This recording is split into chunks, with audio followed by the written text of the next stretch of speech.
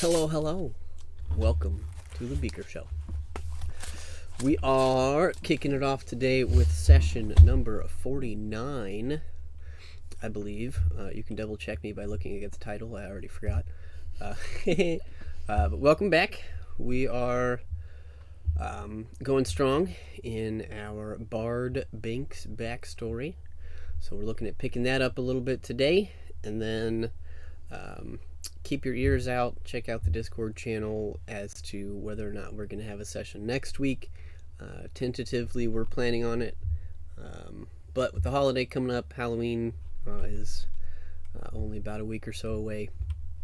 It's a little iffy, but that's for the future. For now, let's go ahead and grab our players, give a little wrap-up, tie-in, get things rolling here. We'll see what happens today.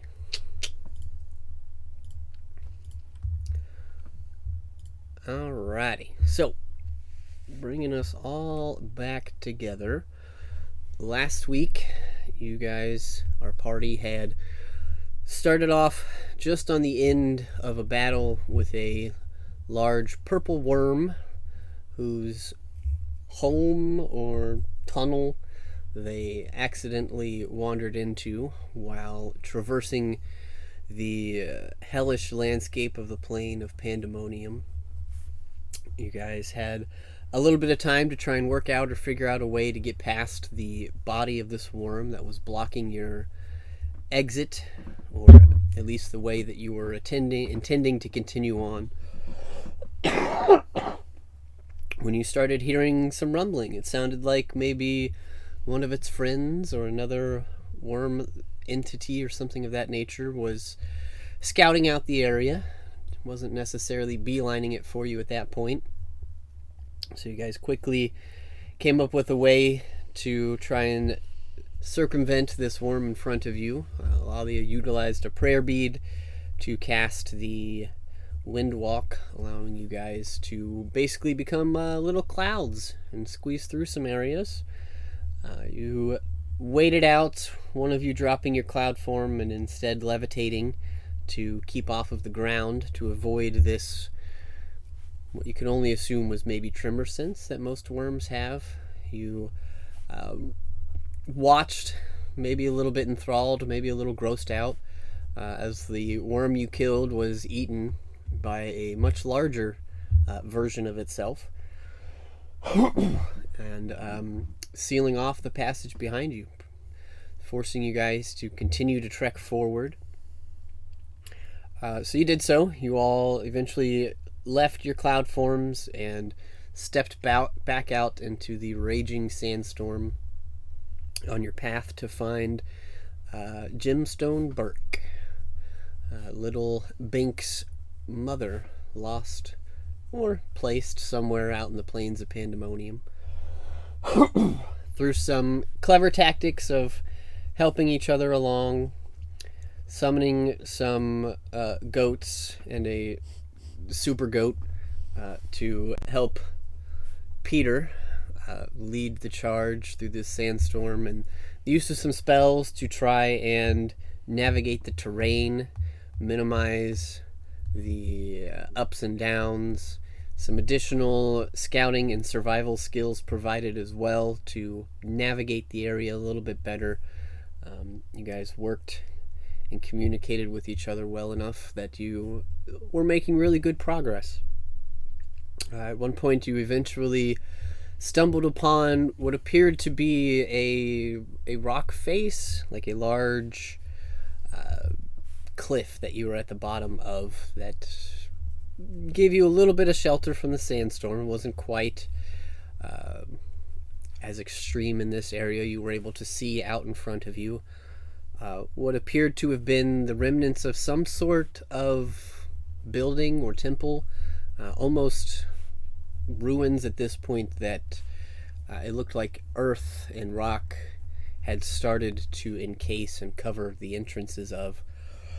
But you saw a few caverns, a few caves off to the side, as well as one large, still protruding, decorated entrance, and felt Bink, you felt a pull towards this place, some sort of potential connection that you might have had with your mother that was leading you in this direction to begin with.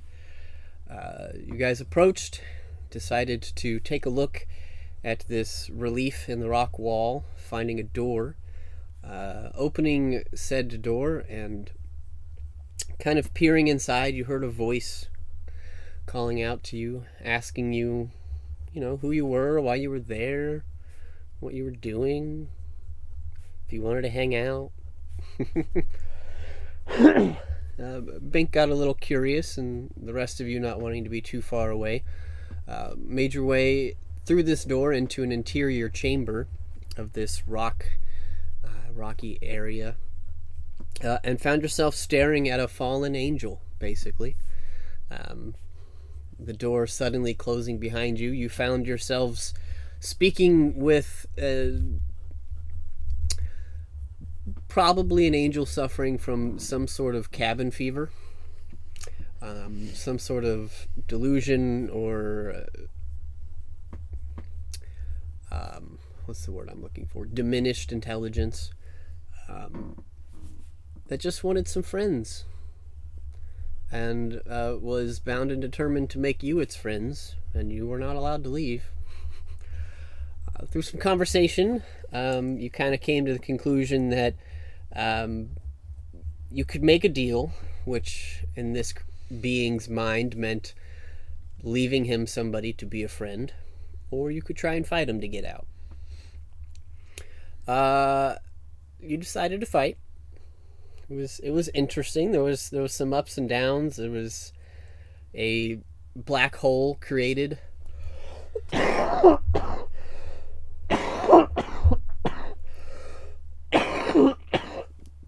Sorry, I had to cough there. But there was a black hole created to try and disrupt its pattern and to try to get an upper hand and blind it. Took some big hits. Felt a little bit of pain, but you did eventually manage to defeat this creature. Some other information that I skipped over that you had found is Aethan. You had kind of tried to reach out to Bahamut in this holy area, and your message was redirected to a different god, the god Tyr, who let you know where you were, that this was an old temple or palace, shrine, something of that nature that he had built when the gods still roamed the plane of Pandemonium. But it was lost, it was forgotten, it was abandoned. The gods no longer a part of this plane and had severed their connection to it. It was just kind of left behind when he left. But you did find out that the angelic being that was there was placed there by Tyr for doing some uh-ohs. He got into the bad side of a god and was imprisoned here. As you saw, some chains and some manacles that had once bound this creature to the walls of this temple you were told that it was in fact Tyr's firstborn. It was the first angel that he had created and had accidentally or on purpose been corrupted by the god Tiamat, and this angel severed one of Tyr's hands, which landed it here in this prison. Upon defeating this creature, he kind of called out to Tiamat a little bit, and you saw as its body, wreathed in purple and black flame, was disintegrated and removed from this place, and the doors behind you were released. And you guys left that chamber, scouted around a little bit, and found another cavernous area or a cave that led in to a different entrance, where you found a different door. A little beaten, a little bruised, you decided not to venture too much further that day and set up camp outside this door with some watches to keep an eye on it. At break of day the next day, After some of your watches reporting that they had heard some sounds and some movements on the other side of the door, you guys gathered up your courage and your spirits, and you opened the door and stepped inside to this new, slightly smaller chamber, and found yourselves looking at a gnomish woman. It didn't take too long to realize that you had found who was indeed Bink's mother. It was a bit of a family reunion, a little questioning why you were there, but happy to see you, Bink. You gathered that this was in fact your mother, and she had this book that you guys had been interested in, had been looking around for, that was essentially the instruction guide on how to create a new ruin stone. And she let you know that she had done some research and she had found this place and was under the impression that there was probably a vault or some sort of safe place to keep items down here. Generally places like this would have a vault or somewhere relatively secure, and it was she come up with the idea of trying to get to that area to place this book, so that it would be much harder to find, if ever to be found again, and leave it here so that it could not be used to make another ruin stone. You guys had kind of agreed to help with the task. She passed along the book to you, Bink, and I believe you placed it in your bag. Then you took a look at the door into the next area, noting that there was some sort of riddle that seemed to change if you didn't figure it out. You guys took on the challenge, looked into the riddle. During this time, some other information that was provided from Jim was a little bit of background on what had happened with Dinklewood, and that Bink's parents, who were the proposed leaders, not necessarily rulers, were taken to the Zeterum to be asked about making a deal to create an item for a very powerful individual. They weren't necessarily hip to the idea at first, but found that they felt compelled in the presence of the Zeterum to do this. It seemed like something had been placed on their minds, something that was guiding, forcing, you're not really sure, them to be okay with this idea and to accept it. Which kind of led to some other events that got the town teleported to this area to begin with. But over a few minutes, you guys did figure out the puzzle. It was required you to cast a few different leveled spells into a particular stone object, little stone statuette creature on the side wall of this first chamber. At which point the statue disappeared and the door in front of you unlocked and opened, revealing a chamber with a river of molten lava flowing through it. Other things to note is there was a suit of armor in this area that you, just on a quick glance, seemed to be something similar to or along the lines of armor of invulnerability. Though you might want to take a little closer look at it. It seems like there's probably something particular about this piece. It's not quite the same as any of the ones you've read or heard about before. It seems to be interesting and maybe serves some particular purpose here. But beyond that, I think you guys were sitting thinking about that. I'm not 100% sure, but I think somebody had some questions for Jim. She let you know that she had read the book and she knew a lot about the ruin stone and how it worked, and was willing to part with some of that information if you wanted to ask her about it. But I think that's kind of where we were, a culmination of all these ideas kind of coming together.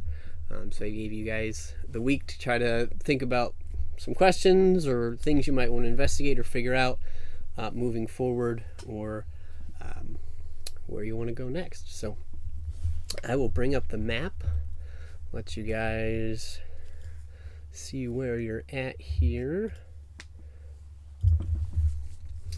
Pull up the right screen. Alright. So, in the caves of Pandemonium,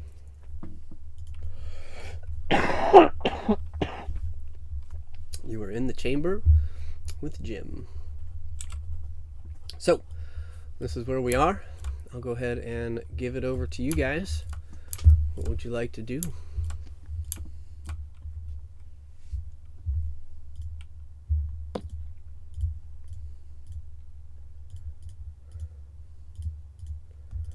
Bink goes over to Mother and asks, "Have you ever seen any of that before?"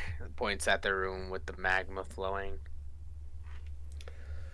I've seen lava before, sure. I haven't seen that room, no. How long have you been here for?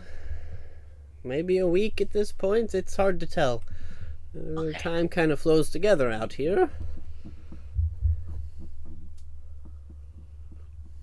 Okay. I waddle back to the group and go like, "Do you guys got any ideas how we get over there? I got nothing."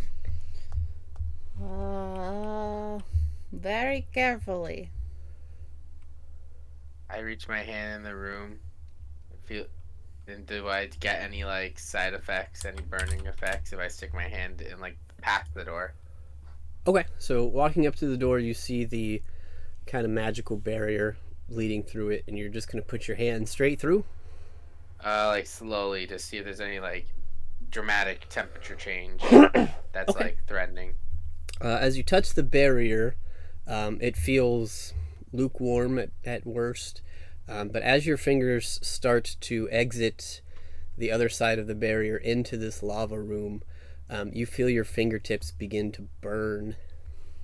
It is very painful. You pull back real quick before taking any damage. Oh, do I take a little bit?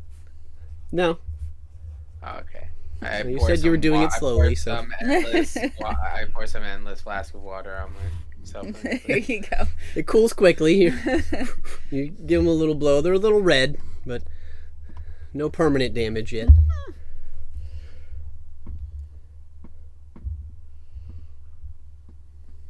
Is there a check to make on the armor to see if it's like a once a day thing? Yeah, you can try an Arcana check, or if somebody has Identify, or you could sit with it for a little while. Natural 20, baby.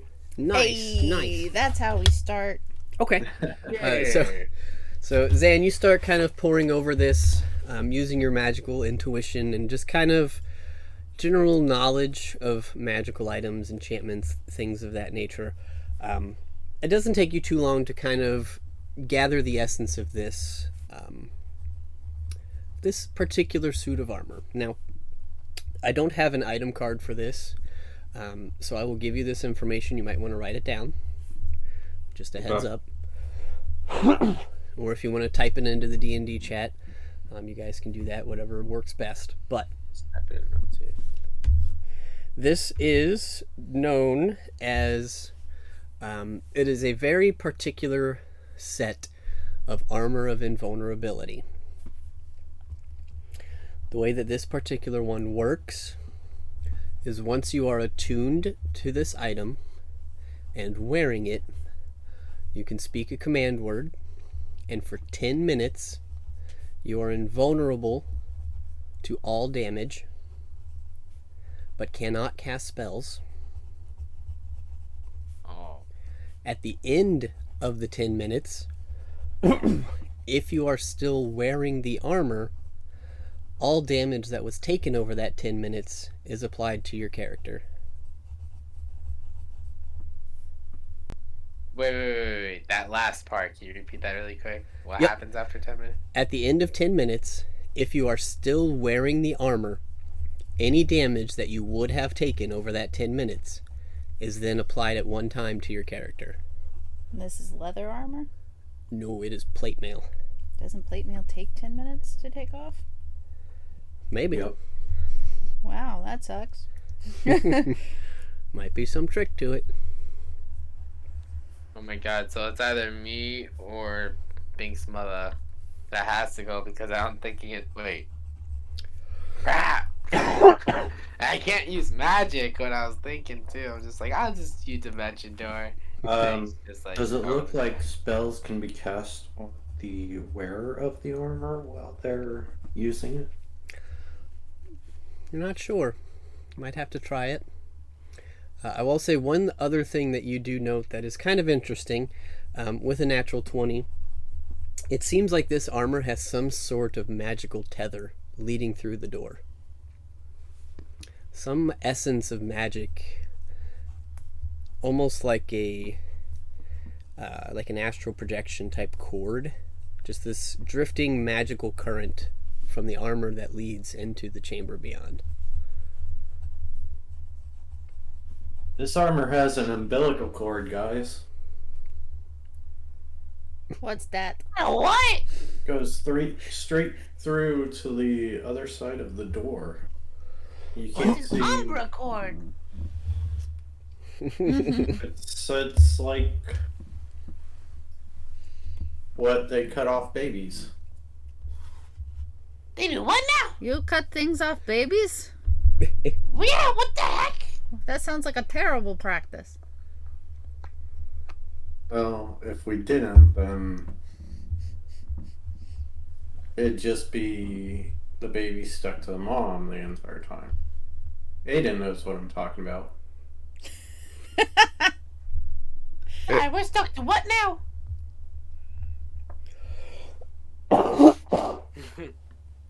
I need some backup from the warrior. It's like, okay, Bink, a little lesson. This is how babies are made. What? At this point, Jim kind of walks up and puts her hand on your shoulder, Bink. There's a lot of things I didn't get to teach you. We'll go over that later. As for that armor, do you suppose there's some trick on the other side to getting it off quickly, or maybe this is another puzzle or riddle like the first? Was that a once per day use? Yes. I didn't write that down. Okay. Yes. Yep.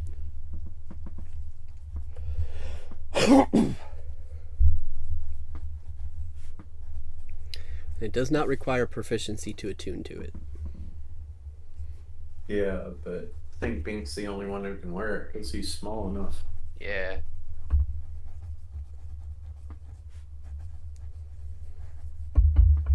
Yeah, you did spend some time trying to put pieces of armor on just about everybody, including Peter, and it didn't change shape or size.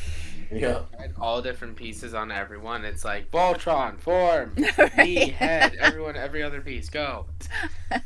Extra funny since it's gnome size. Yeah. We look like parents in their kids' costumes. Like.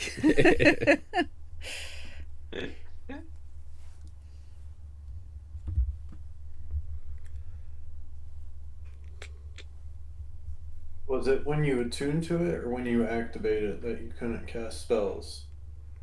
Once it's activated. Okay.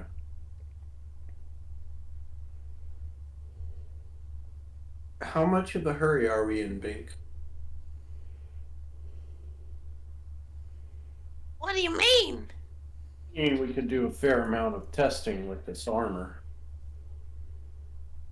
before we actually have to put you in danger.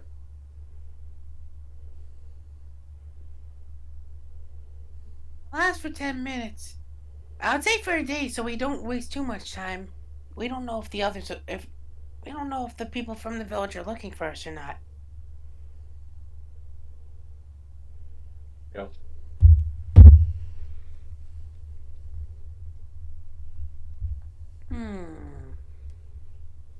Alex, I can hear your screen flashing, but I can't hear your voice if you're talking. I'm not talking. I think Okay. it sometimes glitches. Yeah. I just want to make sure. Yeah.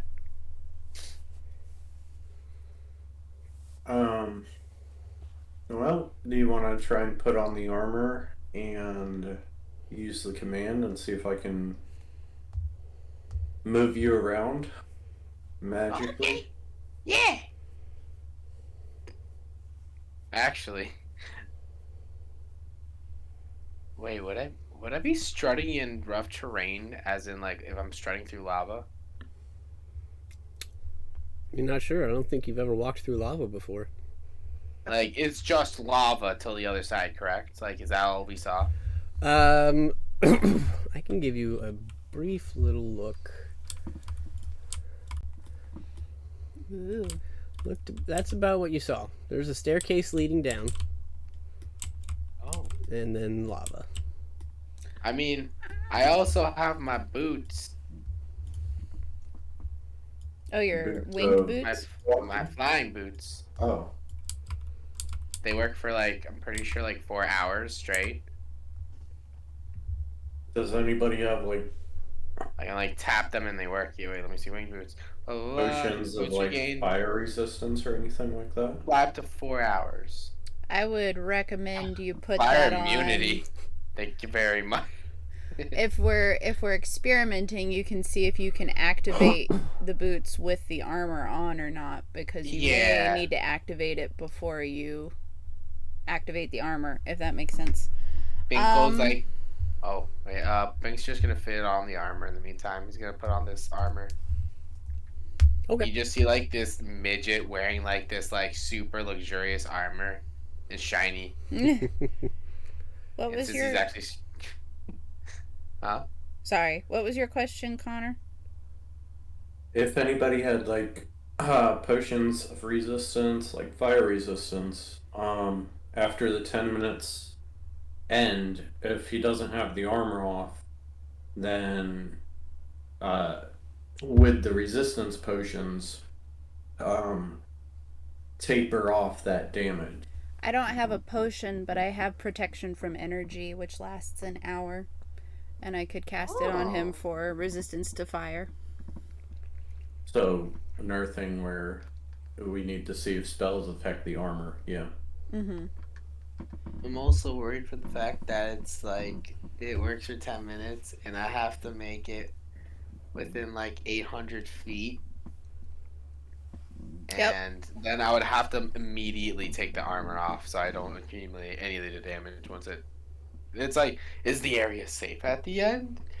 There's a lot of things you Yeah. gotta factor. Well, how long do your boots last for, too? 2 hours. So I can Oh, fly okay. for 2 hours. Same thing as my walk speed. It would be my fly speed. Wait, or fly speed. Is that separate? We're talking about the Why? winged boot, right? How fast? Let's see. If you're, You home wait, wait, Best. you have flying speed equal to your walking speed. Yeah, okay.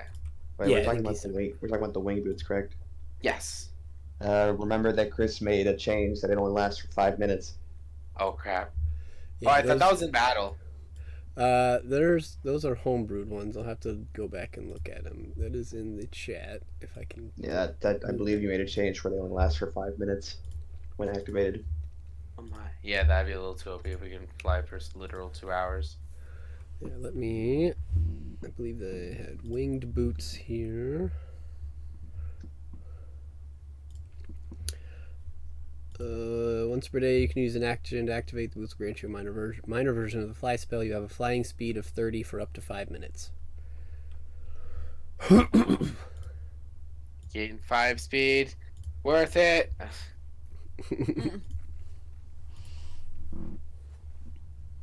So it's 800 feet.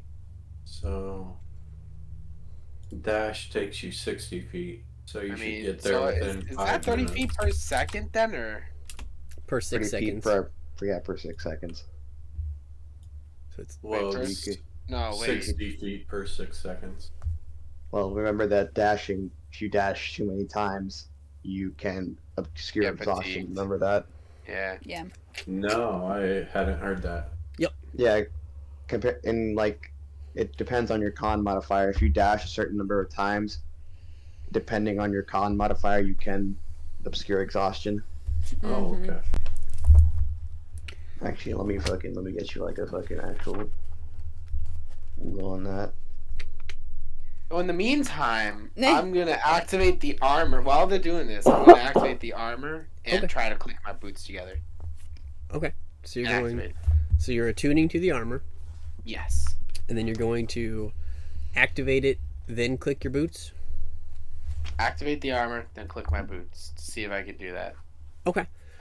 So you activate the No. armor, and you feel all of the armor pieces kind of like clink into place. Where there were small gaps where you could feel air coming in, and that kind of, allowed your body to breathe. It is now almost airtight. And you click your boots, and you begin to hover. I start doing like flips and barrel rolls. My character real quick. I'm going to vortex warp him. Yeah, dash. Yeah, Connor, dashing too many times during a chase also causes exhaustion. You can only dash a number of times equal to 3 plus your Constitution mod before this happens, and you gain a new level of exhaustion for every additional dash. Oof. Yep. So Aiden could only dash 8 times before he has to start getting exhaustion. It's 3 plus the Constitution modifier. Yep. So whatever Bink's con mod is plus 3 is how many times he can dash before he gets exhaustion. So during this day, we might have incurred exhaustion. Like, well, we weren't yeah, dashing. Yeah, you weren't dashing. yesterday. Because we slept before we came in here, but yesterday, I don't think Bink when I ever activated like my spell, we runs. dashed 10 times. Because it was a minute long, right? Yeah, that was all right though, because that was powered by a spell. Oh, okay. Yeah, this is just by your like own body, like physical. Oh, okay. Mm-hmm. So you reach out to cast Vortex Warp on Bink. Bink, are you willingly failing this saving throw so you can be teleported? You know, I want to fight against. No, I'm kidding. Yeah, I willingly. Yeah. Okay. Where are you moving him?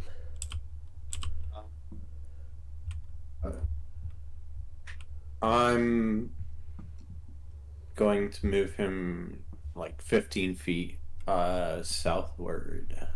Okay. You know what would be smart? See, nice. see if yeah. So if that works, how many times can you cast that? As long as I have up to 7th level spell slots, I can cast it. It's just a greater distance each time. Okay. So I'm gonna test out my boots and them through the door. Well, the shield. Okay, so you're gonna walk through the door real quick. See if they burn or not. Yeah. See if they burn on my feet currently. If I lose the boots, I lose the boots. We're gonna test it out anyways, you know. Okay. So might as well test it right now. Just gonna pop them through the barrier and see if my feet burn or not, or see if the boots burn, or if they're like with the armor and they affect everything on me. Okay. That'll be important to know what I'm about to pull off. Oh my god! I know what to do. Okay, if this So works, are you just putting your foot through, or are you putting your whole my body feet- through? No, whole body through. Whole body through. After he gets his whole body through, I'm gonna turn to Lalia and ask if she cast the protection from energy on him. Sure didn't, and it's touch. Oh, Nope. So Bink, as you step through this barrier, you've still got a few minutes left on your activation of the armor. You feel warm. It's almost uncomfortable, but you're not burning. You're not on fire. Your boots seem to be okay. You're still kind of floating here, but it is certainly warm.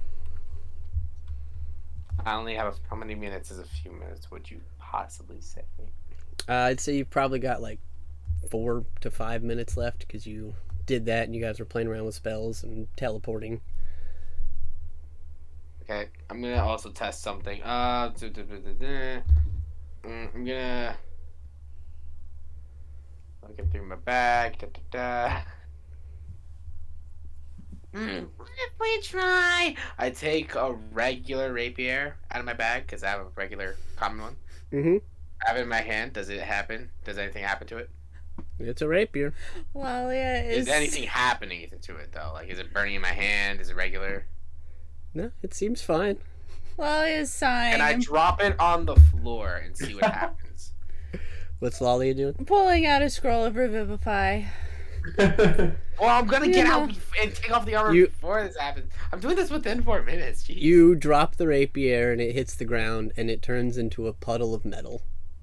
Okay, so anything that leaves my hand will, or my body generally will. Okay. So I'm you still can eating that. remove a rapier from your inventory. It's gone. I should have just did a short sword. I got like 2 of those, but I take the blame. That's my Is it's a regular rapier. It doesn't invulnerability matter. resistance or just Invulnerability is 0 damage. while being through the door? I'm gonna cast chill touch on him. Okay. Oh. You go to cast Chill Touch on him and you see the energy from your spell hits the barrier of the door and dissipates. Yep, that's what I thought. Oh, well. Seems like Last- ranged spells okay, can't go so- through the barrier. Mink is gonna run back and be like, "Why teleport me through? Just on the other side of the barrier, really quick." I can't.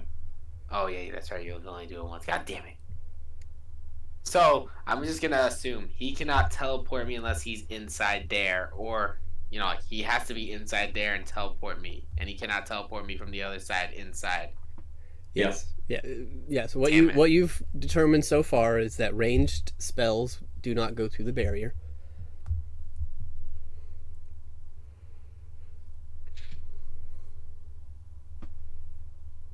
But I could stand Man, I at have the such a good barrier idea, wall. but I really don't want to risk it. But I do want to risk it at the same time. I mean, I I wanna- could probably put my hands and face through to teleport you back. Oh god, but that would hurt. That would hurt like hell, and you would definitely do Yeah, damage. yeah. But I was thinking of Decanter of Endless Water when I do it the next day, and just like prop myself against the wall and just like max out the water that comes out. Like absolutely like drench the place with the max amount. Yeah. Guys, it produces 30 gallons of water. That gushes forth, and the guys are 30 feet long and 1 foot wide. You think 30 gallons is gonna do something to this magnet? Oh no, it's like 30 gallons come out in like a second, I think, right? Bake, I won't even make you make an intelligence check. Just standing here, you're starting to sweat, and you can kind of see like a couple sweat beads fall out of the helmet and just immediately evaporate. You gather that if you release water in this area, it's just going to turn to steam. Ooh, Like which could actually mad make it hotter. steamy and just make a big ass sauna out of this place. Yeah, or a steam bomb. Right? Yeah. Pretty much. Just like the bag blows up from as much steam as like being evaporated inside of it, it just like explodes on itself. Hey, look, I have immunity damage. So, okay, I'm gonna rush over to the other side and disable the armor. Take it off of me quick. Okay, Because so you're I going know to that step time back left through. You see me disable it, it like loosens, and then you just see me like All right. You're just like check it out. you're always gonna take damage when you take it off. No, he said if you don't take it off, you accumulate the damage. He said if you take it off, you don't take the damage. Takes about 10 minutes to take it off. No, it doesn't. Yep. Yeah. Guys. Yeah. So, Yeah, Bink, yeah, you yeah. begin Wait! to I roll- want to try. roll a d4 for me. I was gonna like teleport myself out of the armor itself after I deactivate it. It's like Misty step out of my I'm not clothes. sure you Pretty- can do that. Pretty much like the like Roll a I don't d4 for me, and I'll give you some I know. stuff. 4. Did you say 4? 4. Okay, so you spend about 4 minutes in there, in the lava room. You get back and you start to realize, hey, I need to get this off. You realize there's no way to deactivate it once you've activated it. So you can't deactivate the invulnerability and teleport out. You realize that you have to get the armor off in order for the enchantment to wear off. So as you are working on this, you're trying frantically. You make it through a few minutes, then you realize your 10 minutes is up, and then you take 4 minutes worth of lava damage. I would like you to roll 40 d10 for me, please. Holy crap. Oh, fuck. Yes! Lolly is just unrolling the scroll. Okay, I want to ask. Okay, I actually do want to ask one serious question if I can actually pull this off between this time. What are you Yeah. thinking? Dispel magic at the highest level. You can't cast spells in the armor. Yep. You try to focus on it and nothing comes out. Okay, I can't. They can. Got okay. It's a rough day for Pink. Roll. It's a good thing we're experimenting. Roll 40 d10 for me, please. Oh boy. It said 40 D10. I'll give you a minute 'cause that's a lot of clicks. Yep. God damn! Oh, dear. I think my screen just lagged. Jeez, 205 damage. Okay. Holy crap. Bink, That's- you that's take actually, oh, you take that's 205 points of fire damage. Alright, that's not too bad. Wait, It's not an is it- outright death. Yeah, because he's outright dead, right? Because that's double his max health, right? Oh, wait, that is. Bink, what's your I'm max health? dead. Wait, no, it's 106. I live. Oh my god. You live by double. 7 points. So you guys watch as Dead. Bink is working on taking off the armor, and then you see his body just glow bright red. Aiden, you're very familiar with this. He looks like a piece of metal that just came out of your forge. Oh dear. Yeah, he's like, oh, fuck. And then he falls unconscious on the ground, smoldering. Can we say that they take my? Oh wait, guys, take my endless decanter and start pouring me with water. Yeah, no. Wait, that would actually be used to negate the day. How far is Bink in the fucking... He's back inside. He walked back inside. Oh, he's back behind the barrier. Yeah, he's in the room with you guys now. He came back. Okay. So Lalia doesn't really want to touch him. So Yeah, if no she kidding. can sense, can she make like a medicine check to see if that just killed him? Because she's ready to cast Revivify, but like, did that kill him? Or is he Make a still- medicine check. And Alex, were you asking something? I'm sorry. No, I'm just wondering, I mean, the armor is still glowing bright red, and I'm assuming that reviving him, he's still going to be in the armor, and it's still going to be very, very hot. Okay, so this is what I'll say. The armor fell off. Oh, okay. Bink is bright red. Ah, Is Roasty he toasty. making death saving throws? In a second, Lalia, you're not sure. He seems to. You're having a hard time because he's just glowing. Right. You think he might still be breathing? question, I don't know how, healer's kits can stabilize in this scenario. Damn, this is. Yep.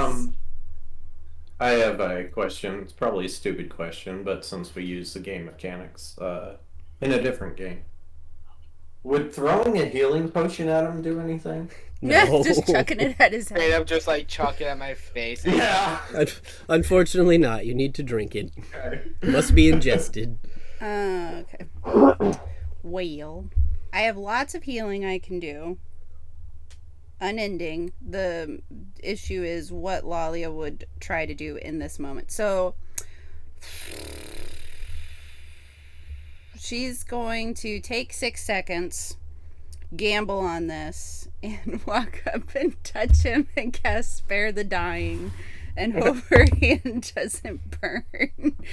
Okay. Well, he made his saving throw, so he has one save. Go. Oh, go ahead. Well, in the 6 seconds, he had to make a death save. Right, okay. You go up to touch him. You are going to take 6 points of fire damage, Ouch! as he is still pretty hot. Jeez. But you do cast Spare the Dying and realize that he is stabilized. He's good, guys. And then 6 seconds later, she'll start pumping healing into him. Okay. If you touch him, it's 5 more points of fire damage. She's good. So it was 6 the first time. Yep. She's gonna let him cool down and cast healing word. Cool. So just bring him conscious. There you go. 7 points of healing. He's conscious now. Yep. Dehydrated again. I Knocks think your out again. skin might be melting off, kiddo. You don't look so good there, Bink. You feel a little crispy, but Wait, you're can awake.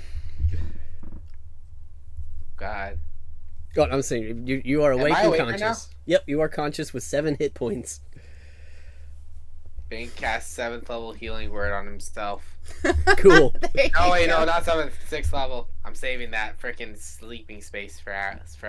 Mhm. 6th level healing spell on his healing word on himself. Sure. Oh my god, the dice are actually lagged. Oh, there we go. Okay, 19. So you're at 26 health.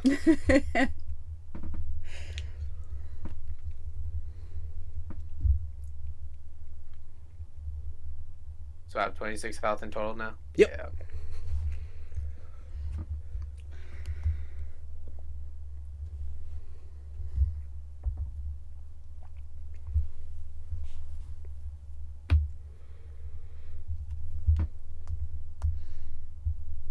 Now I'm just spotty on some spots. As he It's stopped like only glowing. good skin on Yes. some spots, and then majority burnt. He has stopped glowing. Alright. He is no longer radiating heat himself. Okay, then I Lalia started will. pouring myself with the water fountain water on myself.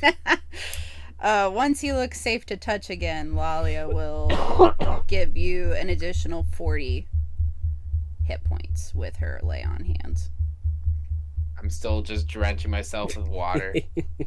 Just like I propped it up like a shower head, and it's just above, and then I just like do like not geyser, but just like whatever like shower wise would be. You got it. So you are cooled. Lalia comes, gives you a little pat, so you can give yourself that 40 health. I think that puts you at 66 now. There you go. It goes again because his skin's still charred. As she like gives me a little tap on the shoulder, it just hurts. Yeah. His hair is like singed. Yeah.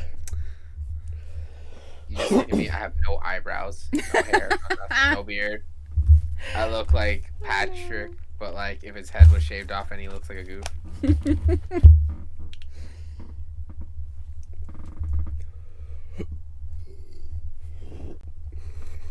But you are alive. You are awake. The armor is on the ground at your feet. Cool to the touch. Give a little kick to the armor and walk away. What didn't work? Only That's 4 just gonna minutes. kill me. Yeah. You spend any more time in there, you're. That's so stupid. You can't take it off the second you activate it. You gotta take it off, or else any damage you take, it accumulates.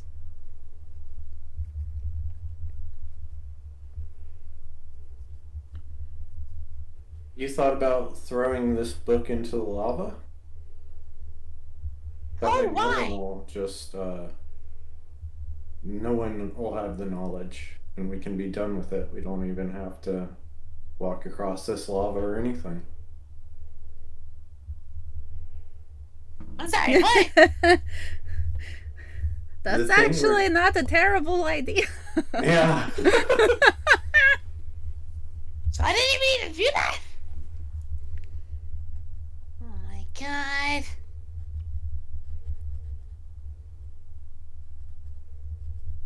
Are there downsides to this plan, Gemstone? I don't know.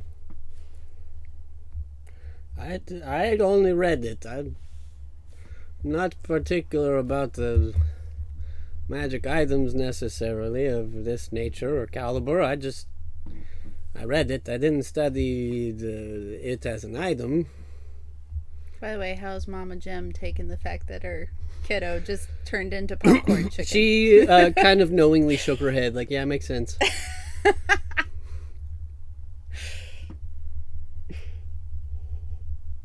Well, you can see that she was also preparing a spell. Look like Yeah. maybe she has some healing.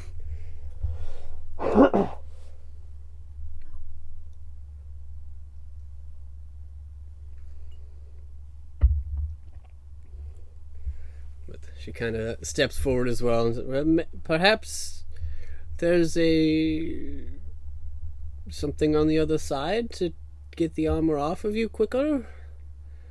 Perhaps something over there. I mean, we can't see the other side, so... And what if there isn't? Well, then... We have a raised dead scroll. Don't know how You we'll get to see you. right now, Mother? You know what happens to me if I do that? And there isn't anything? You'll probably die, and well, we'll have to hope your friends here are crafty enough to bring you back. You ain't crafty. I don't want to die. Oh no. I'm more curious as to what happens to the armor if you take it too far away from this portal. I suppose you could try and walk out the other door with it. I put the armor back on as like a little mopey, and then I try to walk out the doorway and see if anything happens. The opposite direction. The other door? Okay. As you step through the threshold of the door that leads back to the outside, the armor disappears from your body and reappears on the armor stand next to the interior door. Same size, or is the size Same reset? size. Ah, damn it. I feel like maybe someone else could try this. Okay, I'm gonna be like, I'm gonna activate 7th level Magnificent Mansion and walk inside it because I'm grumpy. Okay. you guys watch as Bink walks out. The armor disappears. He walks back in. He's like, throws up a doorway to a mansion and leaves. Oh no. Oh, but still. Yay, we get food. Lunchtime. Thinks he's 100 of himself to serve him food. And the others. Oh dear. Yeah, right. That's big. Yeah, it lasts for 24 hours, so why not?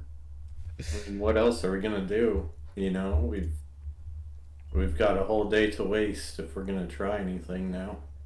So now he tested that. Now he can get back to full health.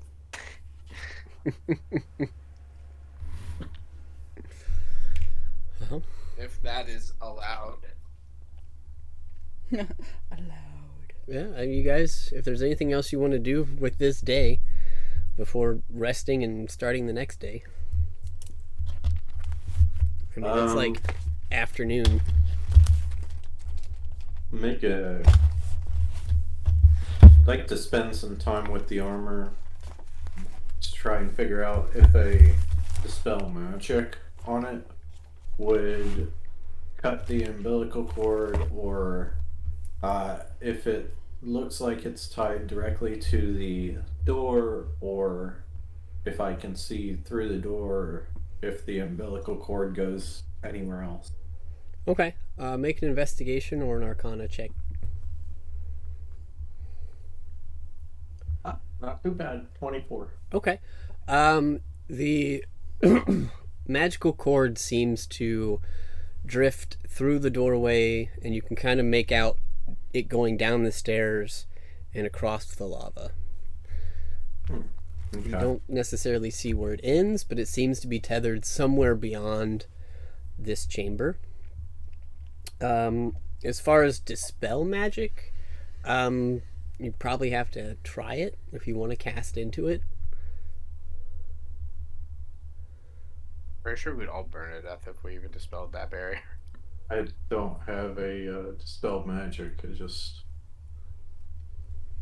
wanted to check to see. Gotcha. Lalia does. If you wanted to pull her aside, she's got it prepared. Well, I'm gonna pull her aside for something different. Oh, okay. That works. But at least from what you can tell, if it is even possible to dispel the magic on this, it's probably very high level. Mm-hmm.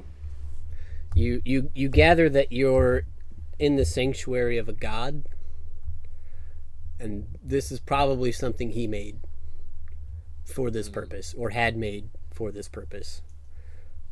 So it would certainly not be easy. So, Lalia, Yes. Xantadar. You said you had protection from energy. I do. Are you willing to waste it to maybe see where this chasm goes? Right now? Or Yeah. I'm not following you. Well, I'm gonna go on a scouting mission. Oh, But boy. in order to do that, I'm going to need that protection from fire damage. All right. Just know this is not me enabling bad behavior. But, okay. Right. Yeah. When you tell her go, she'll cast it on you and it lasts an hour and is resistance to fire. All right. Hit me. Alrighty. It hurts a little bit. It's a little extra, like, I cannot believe the people that I hang out with. But As soon as I feel that resistance coming on, I'm going to rage. No. And cast draconic transformation on myself. Mm-hmm. With a roar, you draw on the magic of dragons to transform yourself, take on the features of a dragon. So I'm gonna sprout wings from my back, and I get a fly speed of 60 feet, and I'm going to get what do we say the max range was this for the start? Because it's 60 feet per round for a minute. 60 times 6 is 360. 360 feet. I'm gonna go half that if I can, if the damage is not killing me a ton. But I'm only going till I hit probably half health or right before half health. And then I'm gonna turn around and come back, but I'm trying to see where the umbilical cord goes to. Okay. So you go rushing through the door. So you're saying you're probably going to start by going out 180 feet. So 3 turns worth. Well, if I'm dashing, right? Mm-hmm. The dash would be 120 feet. Okay. So, So the first turn, you start in this chamber. I want you to roll 10d10 for me. okay. well, it just has the Revivify tucked under one arm.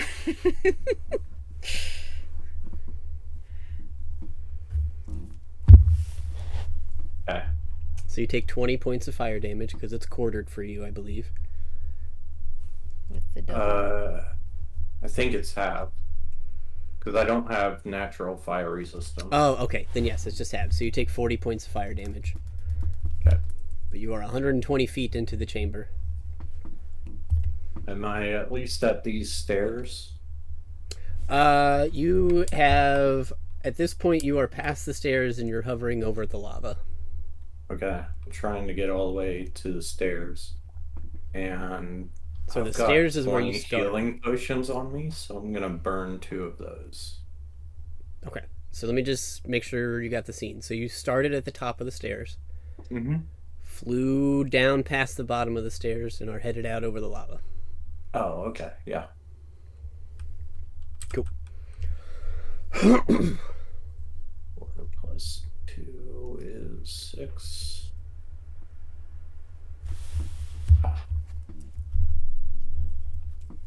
I'm at 136 health, so let's keep going. Okay. So you're going to take another round to go another 120 feet over the lava. Yep. Roll 10d10 for me. Okay.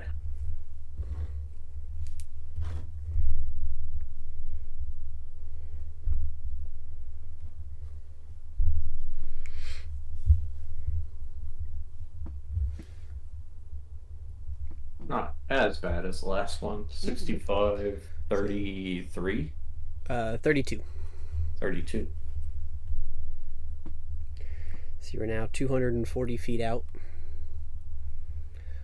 Looking down, it looks like the trail of magic continues on. Okay, round 3. Whew. Okay. Roll 10d10 as you go another 120.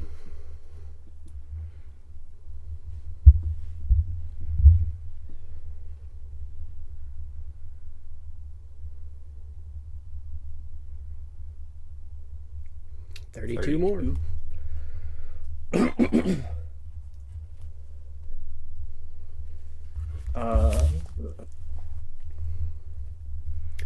Lolly, are you standing at the top of the stairs watching him?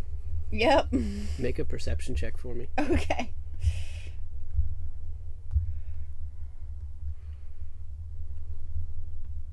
This is absolutely Okay. insane. From what you can see, it looks like Zanzidar is hovering right at the edge of the lava. Like he hasn't moved further into the Like space. he made it to over top of the lava stream, and he's just sitting there. Oh, interesting. Okay. But Zanzidar, you are over a sea of lava right now. Okay. She would probably, I don't know if the sending stones would work, but she'd probably say, "Are you going to keep looking? Why are you standing still?" You don't hear anything. Okay. She doesn't know that doesn't work, though. So she, hello! So that was 3 rounds, correct? Yep. Okay. I'm gonna burn 3 more healing potions. Mm-hmm. So that's 9 plus. Is it 2 per each? Mm-hmm. Yeah. So 9 plus 6 is 15. Yep.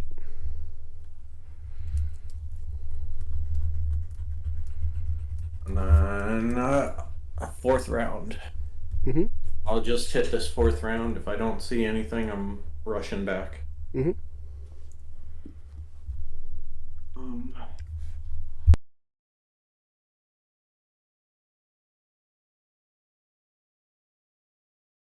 Let's see. 10d10.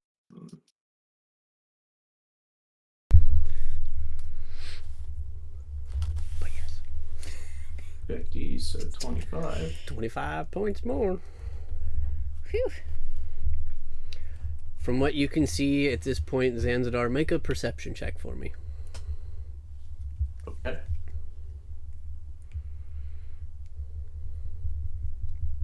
Oh, fuck you, dice. Oh, man. You see in front of you an endless stream of lava, and that magical trail just keeps going. Okay. Headed back. Okay. Double dash plus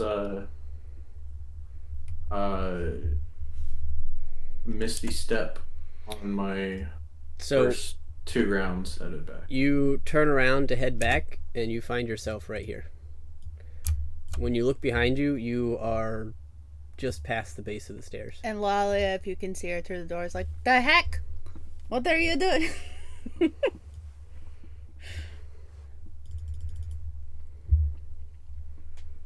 So do I get back in a full round then? Yeah, you'll take one more round of damage, making your way Okay. back through the barrier.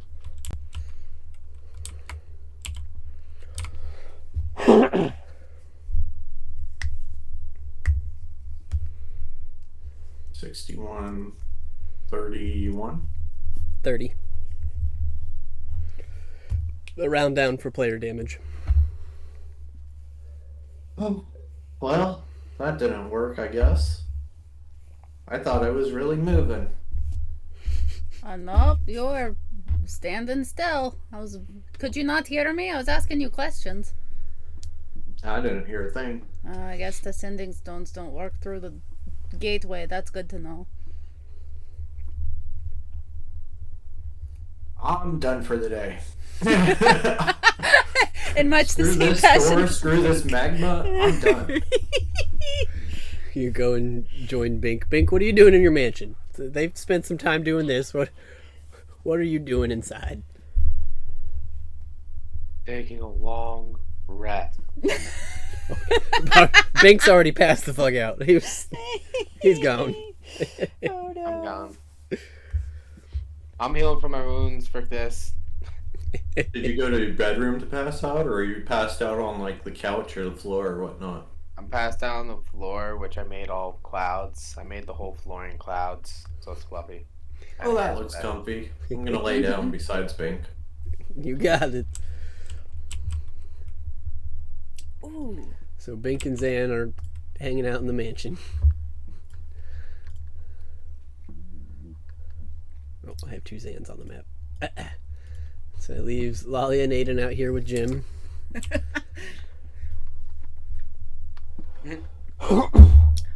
Don't tell me you're going next. We got 2 out for the He count. just looks at Lyle like, you're fucking insane. I ain't doing that. That's crazy. I don't. I've learned to never assume that people will behave the way you expect them to. Ali, I'm the least magically capable of all of us. I will not make it past there. Oh. I'm good for hacking and slashing. This has nothing to do with hacking and slashing or any kind of physical feat. Fair enough.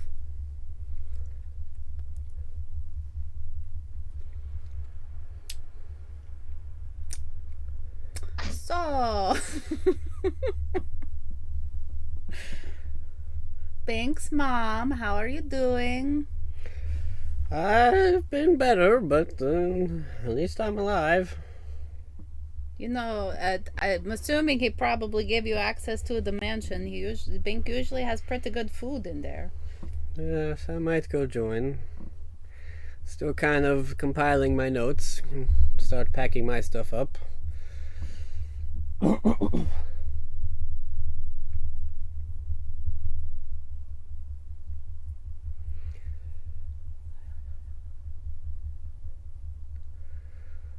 But if I might ask, what brought you all out here in the first place? How did you find or come to find our village?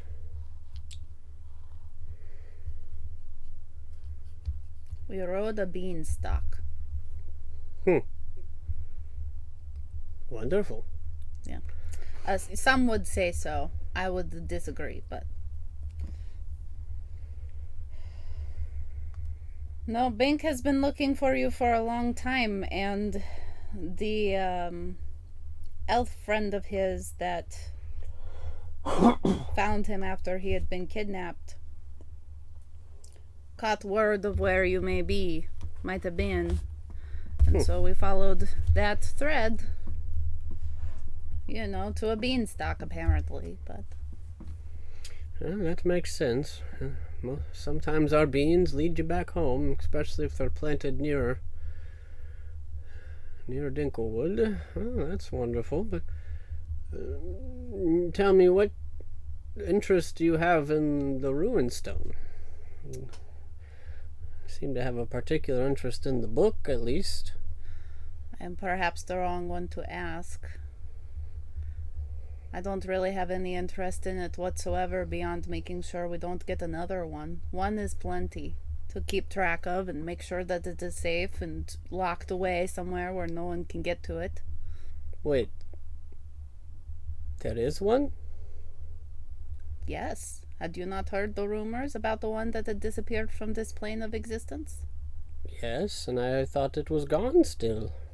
Have you found it? It is gone. It is where no one on this plane needs to worry about it. Yes, I suppose that's for the best. It has some unique qualities when tampered with. I can imagine. Yes. Well, best let it stay gone then. I agree. And the best to not make another one. Certainly. Especially considering it would take the souls of my entire village to do so. I'd like to keep them around. I have a few friends there. Hopefully, when this is all over, I can return to them.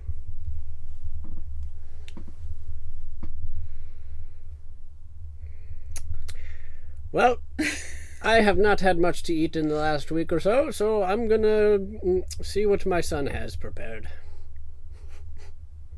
And she will also walk into the mansion. Alrighty.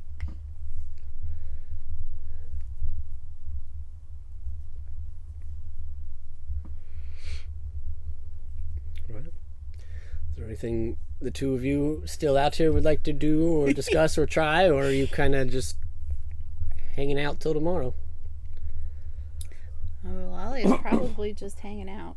Although she's checking her pockets to see how much scroll paper she still has in case she needs to make another Revivify scroll. Cool. Taking care of these people. I guess I'd have well, not cast. What am I saying? Not spellcaster. Anyways, I guess I'd have him try to examine the armor again, since it's sitting here in individual pieces. Mm-hmm. Is there something particular you're looking for? I've already had him examine the craftsmanship before.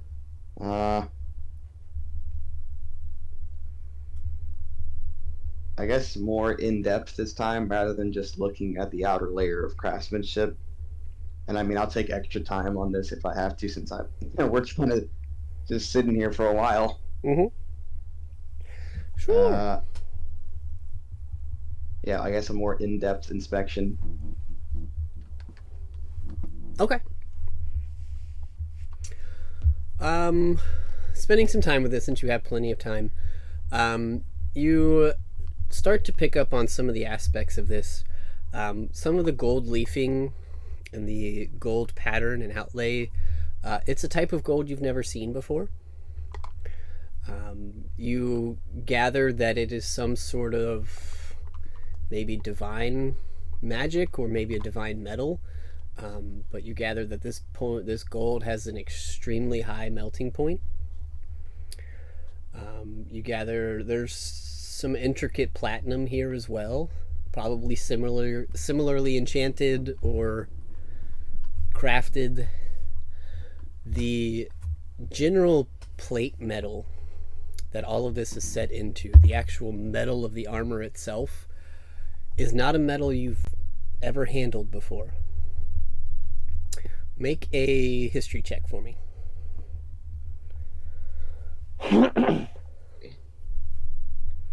Me look at something here before I make that roll. Lalia will guide you if she's just hanging out, so I assume she'd be like, you look like you got that crease between your eyebrows. Here, let me help. I'm gonna pee real quick while you're looking at it. Okay. So you said you're guiding me? Or Yes. Wait for Chris. What was I that? guess I have to wait for. Oh, I said yeah. we're gonna have to wait for Chris then, yeah. You just gave knowledge about the runestone to the person they're chasing down right now. Yep. And the Zedram have like mind flayers and shit. Well, as far as Lalia knows, it's not on this plane of existence, so it's no one's problem. What? Is there an issue, Zan? If Bank's mom gets recaptured, they're gonna know we have knowledge about it. Yeah, well, that kind of felt Oh. like inevitable anyway. I'm here for it, but it's just like screaming no in the background. Don't tell her.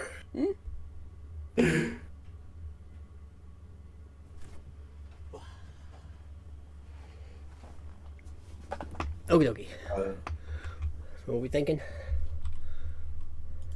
No, I was just waiting on you so I could make this history check. Yep. Okie dokie. History. I'll add a D4 to guidance, and then I'm also gonna add my D10 because I'm gonna use Battle Master Maneuver Tactical Assessment. Hell yeah. Cool. Okie dokie. So that makes it a 25 on history. Cool. So, poring over, playing with it for a few you start to recall some, whether somebody told you about it or whether you heard it through word of mouth, you definitely know that it's being in the mines, especially the ones around Fandolin, working with a bunch of people that have spent their life mining ore. It's a bit of a fairy tale, a bit of a legend or a myth about metal that was made from stars that fell to the earth. You gather that this is star metal. It's literally metal made from meteorites that traveled from the astral plane into the material realm and crashed on the earth. It doesn't have a value because nobody has ever sold it. Because as far as you know, nobody's ever actually found it. Well, now. Though you do remember seeing that same blued metal in Nettie's shop.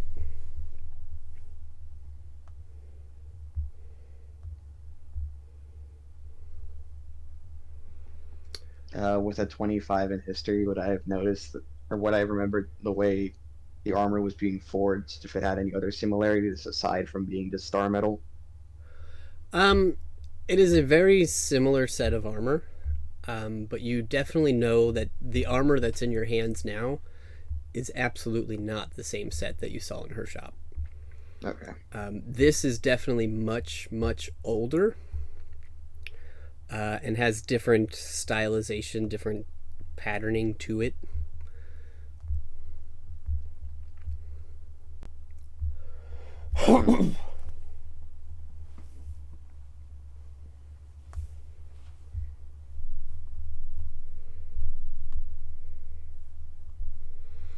Yeah, that's what you gather. It's exceedingly rare, if not mythological.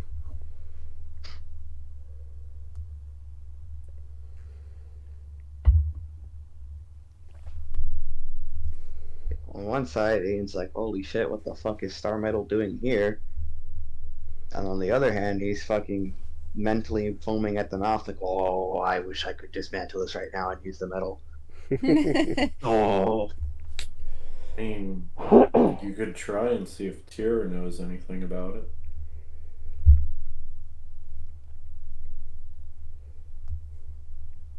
I guess I could try to get. I guess I could try to get in contact with him. You could try. Let me look up something really quick and see if I can use it again. Let me figure out something.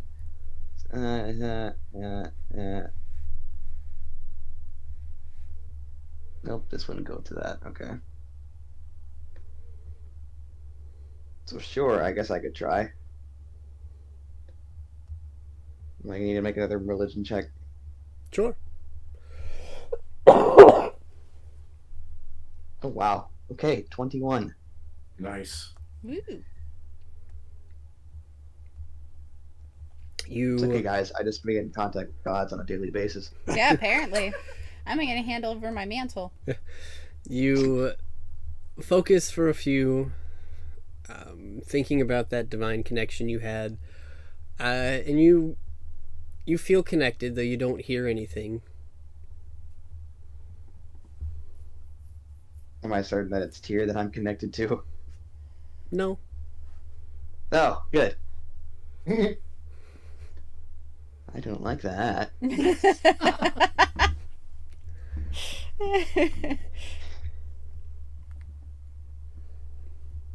Well, I guess,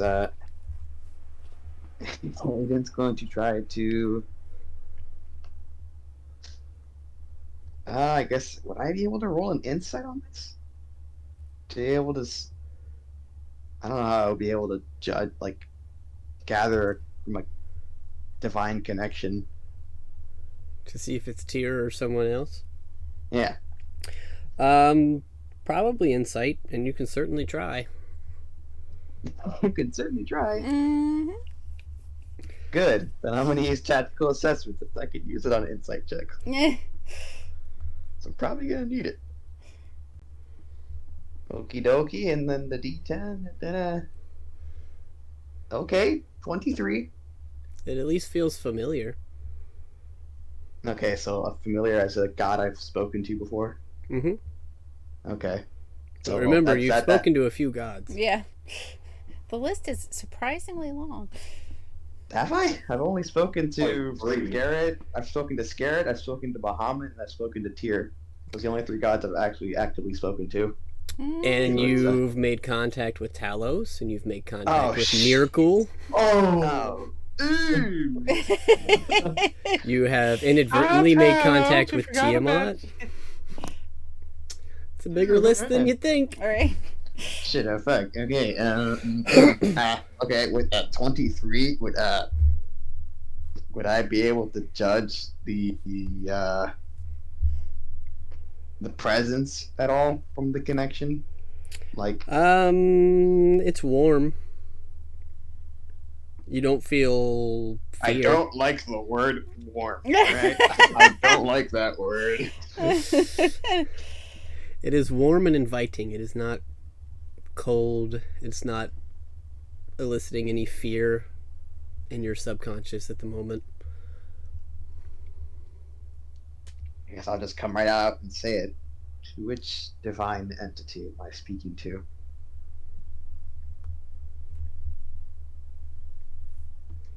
Go ahead and tell me I don't get a response back. Go ahead and do it.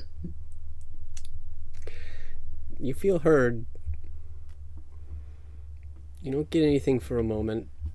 And then you hear, which do you think?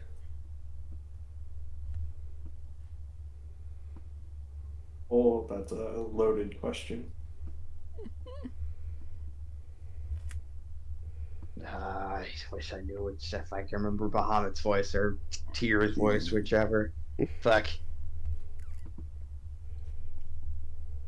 Well, personally, I would prefer Tyr or Bahamut even, as they were beings I was trying to connect to. Sure, let's go with that. So you're neither of them. Or both. Great, very cryptic messages. I'd ask who I am speaking to, but name would be preferable. You can ask. May I ask what is your name? You may. Jesus. These are conversations we have on a regular basis. This god is Chris. Right then, what is your name? Oh. Guess. Flip a coin. I don't. I have a guess. You actually What want me do- to flip a coin? No, I'm trying to give you a hint. Every now and then, you feel down on your... Luck. Ooh. Getting warmer.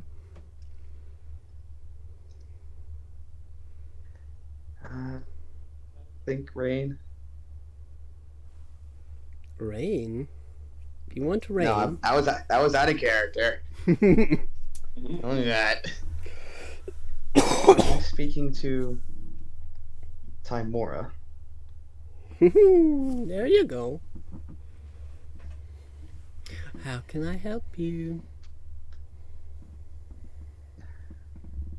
Well, this is a rather difficult question, considering I don't even know how to place it correctly, but I don't suppose you could tell me anything about this armor I've found myself examining.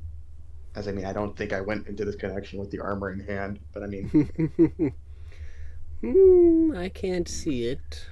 Seems you're on a plane I'm not connected to. Mind Yes, I'm describing on a- it? well, the plane that I believe all the gods have severed their connections to. You know the plane, Pandemonium. Oh, yes. That was fun. That's not the word I used to describe it. Okay. Very interesting word to use. But very well then. Well, I have found myself in a temple of Tyr, and a companion of mine is attempting to solve a puzzle that leads further in, and that puzzle includes this piece of plate mail armor that has been seemingly forged out of star metal. Oh, yes, I remember that one. My brother loves his puzzles. Let's see. You want to know about the armor or about the puzzle? I'll give you one, and then I must go.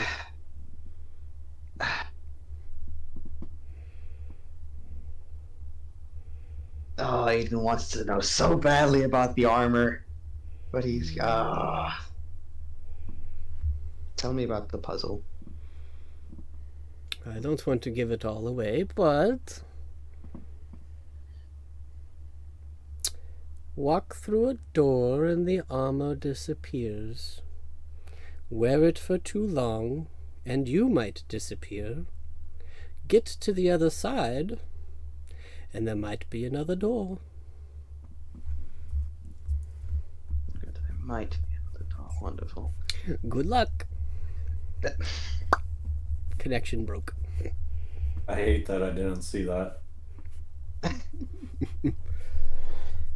Polly's like, Aiden, hello, you space boy. What's up, Ollie? What? Are you okay? You went all wooey. Like that time we ate mushrooms. Yes, I just got finishing talking with Timora. Oh. Well, aren't you Mr. Popular with the gods? You are in a All right. temple. What to did Very your popular. best friend Timora have to say to you? Why are you getting so jealous? No, it's fine, it's fine. No, I'm sensing jealousy from you. No. No jealousy. Oh, no, that's exactly what you I talk to you more often. Would you like me to stop talking with gods? Mrs. Paladin. I just wish they'd return my phone calls. You don't make them. I know. She's really You don't make them. Says Timora. Like, Yeah. You don't make them. well, excuse me. Well, did she have any insight to provide? Well, she told me a little more about the puzzle. However, it's in the form of a riddle. I hate riddles. Yes, I also hate riddles. I'd like to have Aiden repeat the riddle, and then can I also have him roll would an investigation check work this to try to decipher the riddle? You can make an intelligence check. Okay, that works too. Let me look again. I have a theory, although I don't know that Lalia would have a theory. Okay, so I have a question Mhm. for a DM ruling. So, tactical assessment is basically giving me a D10 to use to all intelligence-based checks. Would you allow me to use it on a regular intelligence check? Yeah, that's still an intelligence-based check. Okay. Well, actually, I'm wrong. I'm silly because intelligence, and then wisdom because insight is wisdom. Mhm. Would you still? Okay, so you would That's let me fine. use it on intelligence, though. Yep. Okay. So guidance, me roll. Okay, not bad. And then the D4, very good, very good. And then the D10. That's a dirty 20. Okay. Nice. From what you're thinking over on this riddle or this information, it seems like certain doorways remove the armor. And Like certain doorways beyond the chamber. yeah, so like when Bink went through the doorway below you, it removed the armor instantly. Mm-hmm. And it sounds so like you don't have to take 10 minutes. Yep. yeah, and it sounds like maybe there's a doorway like that on the other side. Potentially. Okay.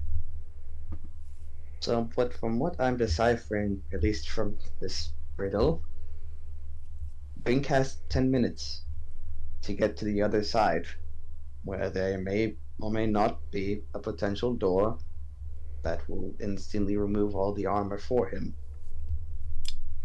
Question really still remains of how we can get him to the other side. As safely as possible, yes. Seems like an awful lot to gamble on such a tiny gnome. And we have no way of contacting him. But I'm not in this conversation. Y'all are past that. Hello? Which god is this? No. I'm dreaming. Jesus, okay. I like how Aiden's gotten in contact with more gods than the paladin. Yep.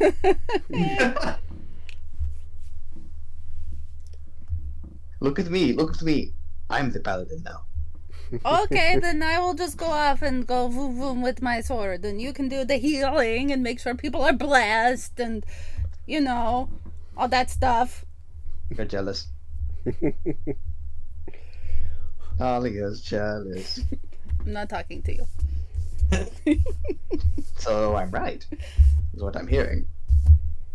I said I'm not I've got talking the to you. I've got the centaur and a huffy puffy, oh dear. Oh dear, I might need Bahamut's help now. Give me a second while I contact him. This is Aiden's like next 2 hours just using Malia. Actually, yeah. I don't think she'd take the time to reach out to scare it at this point. Oh, but you know what? In all seriousness, if you are gonna egg her on for a little while, she may try to reach out to Artie.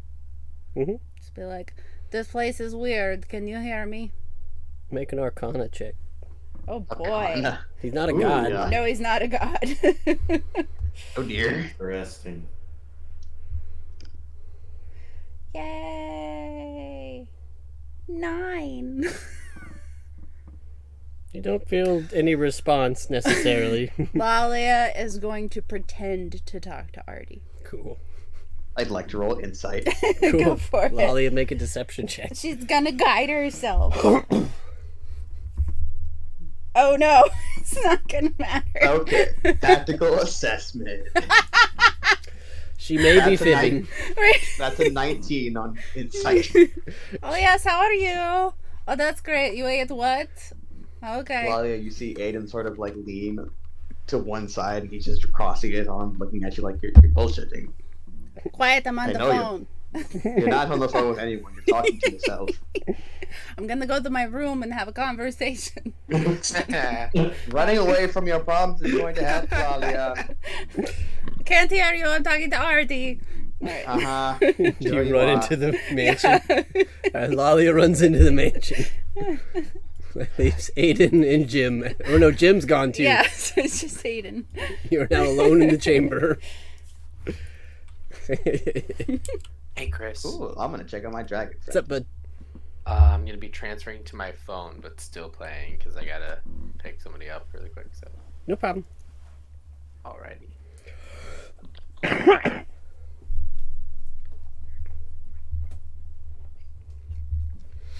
Right.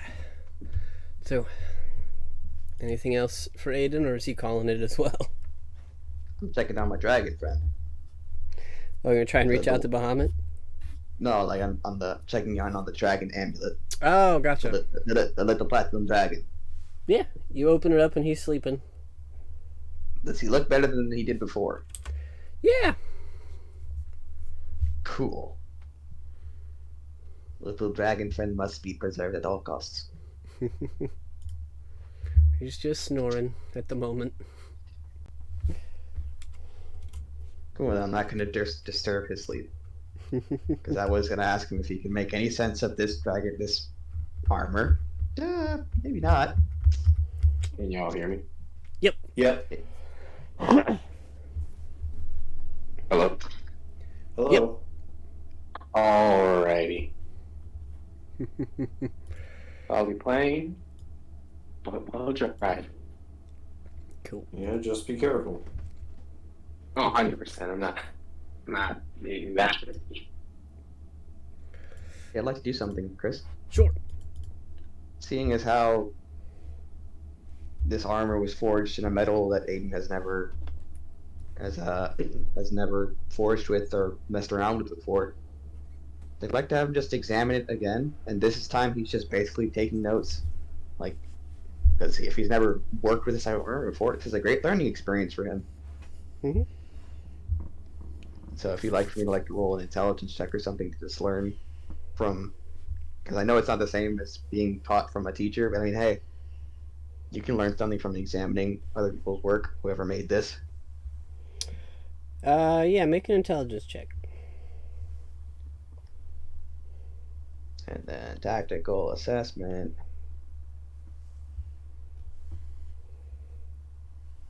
Yeah, I'll use. Why not? I haven't used it yet. I'll use daily inspiration. And that makes it I believe, a 19. The craftsmanship on this is, the closer and closer you look at this metal, the smaller and smaller details you see. You get to a point where you are just kind of looking over the general feel and texture of the metal, and it almost looks like, you spot in some places it looks like a wrinkle, like it's not smooth. And then you focus and you stare at that wrinkle, and it's runes that have been stamped in. It's not a wrinkle, it's on purpose. And then you see within those runes there's even smaller writing. The whole chest piece, all of the star metal area is just covered in runes that, from a distance, it looks smooth and it looks perfectly flat, but the closer you get, every wrinkle is just a layer of text or fine detail or small imagery. You start to get the sense that the craftsmanship, the artisanship, the level of detail is probably microscopic.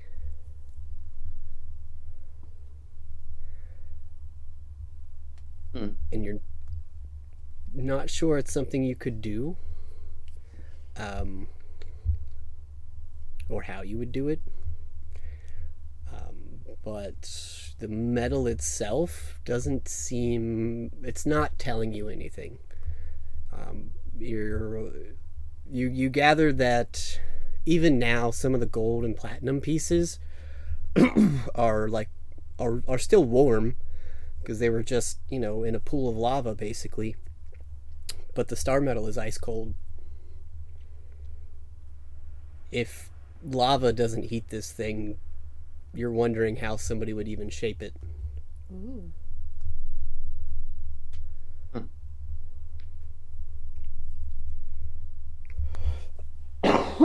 That's something interesting.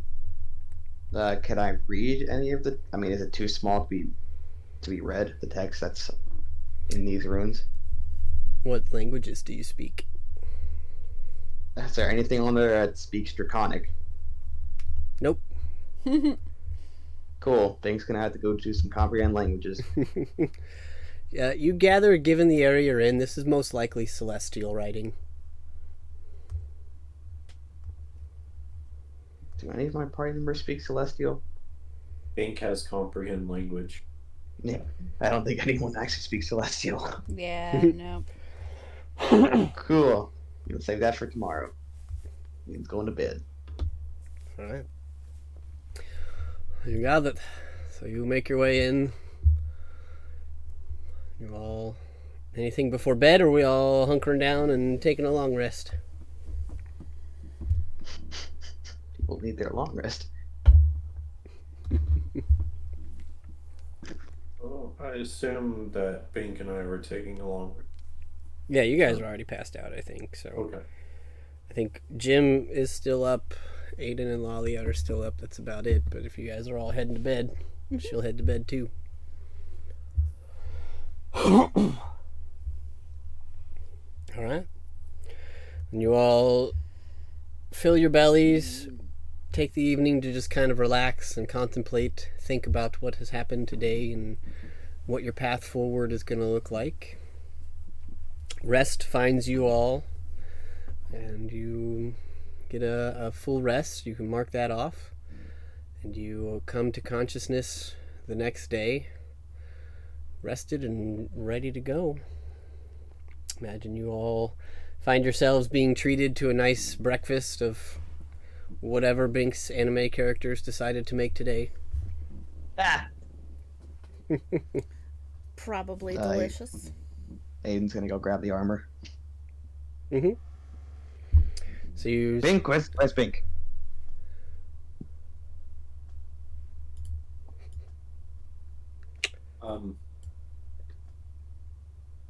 Can you bring it into the mansion? Does it come into the mansion?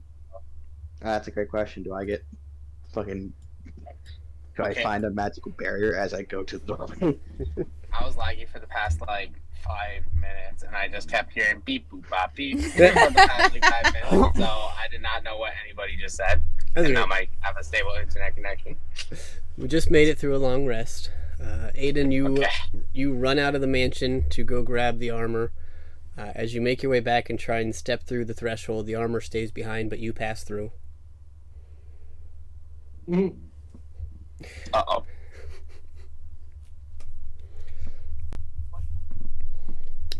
But you are all around the breakfast table with Bink and his servants. Too bad we can't bring it inside here. So that truly shows that it cannot go anywhere but the room. Okay, I guess I'll leave it at the doorway and then go find Bink.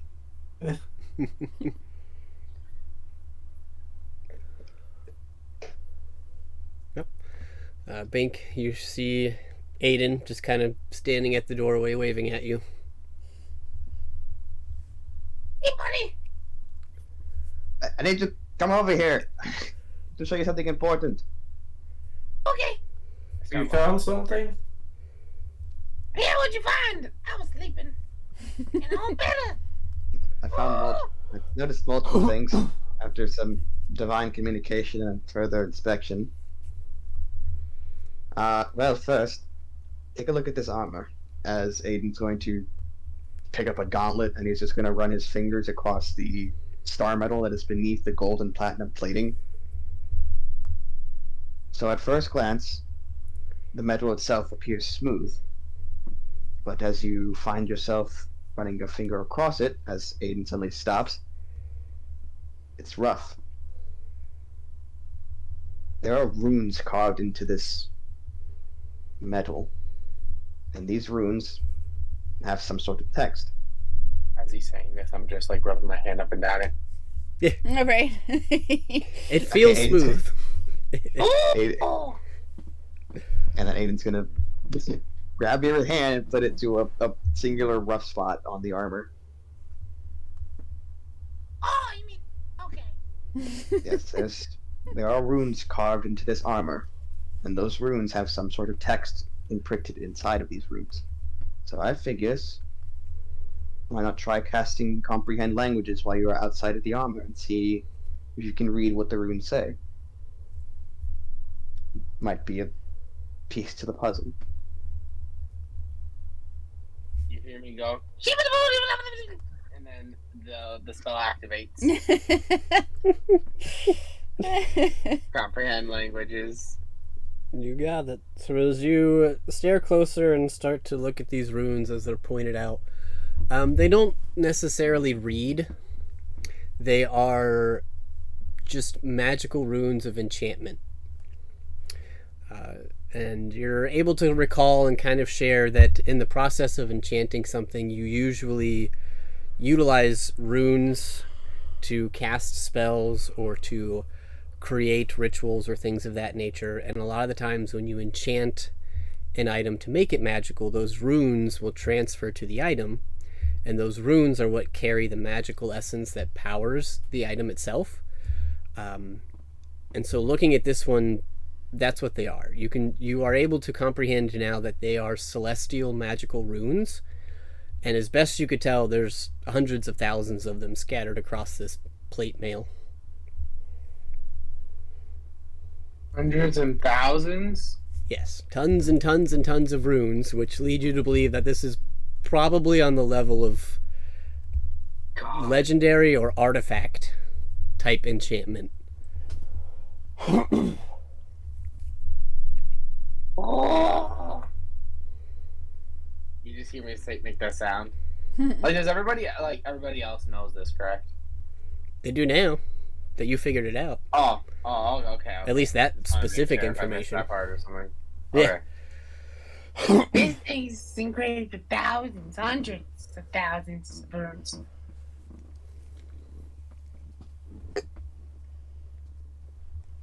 This is Also- rare. It's more than rare. This is Star mystical, metal. baby. This is mystical, baby. As I slap it. I guess that's a good word to use, I suppose. Also, I had managed to get to contact with Timora the night before to get some insight on her brother's riddle. Yes, Timora's brother is here, by the way. Wait, you got in contact with him last night? Yes. Even though Oh yeah. wasn't- Get it was by chance. on ground! What? Why are you yelling at me about this? You're the one to decide, oh, well, if we went into this pool of lava, it'd be great. He's pissed at the armor. Kick Uh-huh. the armor again. Uh-huh. You just see me like kick the armor again out of anger. Uh-huh. Anyways, Timora gave us a hint in the form of a riddle. And from what I managed to decipher, it seems as though that there is some sort of chamber beyond this room. And supposedly, if you can make it within the 10 minutes that the armor gives you, that chamber will be able to take the armor off for you rather instantaneously, therefore saving yourself from the foreboding effects. Did we? The que- Sorry. Did we notice that the armor went back to a specific spot in this room? Oh yeah, it reappeared on the armor stand. Oh, good. That's always good. Ah. Yes, that is not exactly where I left it last night.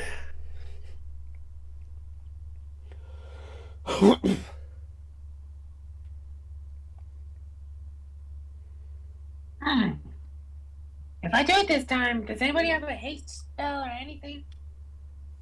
Yeah, I could haste you. And the problem is, after a minute, it's gonna go away, and you're gonna be what, incapacitated? Mm-hmm. For Think 6 of that, seconds. Jesus! For 6 seconds though. Right. It's a quick lethargy. You just gotta take a breath. Okay. Wait, so how much faster does it make me? Double. Yeah, it doubles your Oh. movement speed. Oh, that's worth the 6 seconds then. And you get an extra action that you can use to dash also. Yeah, I'd do that if it gets me faster and like safer. Yeah, I'd do that. Bink, as far as I know, you still have the crystal ball. Do you want to go and take Ooh. like a mind's eye picture of the armor stand Like the very- and see if there's any other armor stand around? How many times a day can I use this mind thing? Once. Yeah, I mean, we're not using anything else. Why not? Yeah, I'll use it. Let's do that. Let's check for it if there's any other. Imagine it's like there's an armor picture engraved in the wall of the armor you're currently wearing. Dang it! Mm. But yeah, no, I can do that. Yeah, let's do that. Okay. So using the which orb? The scrying orb? Yeah.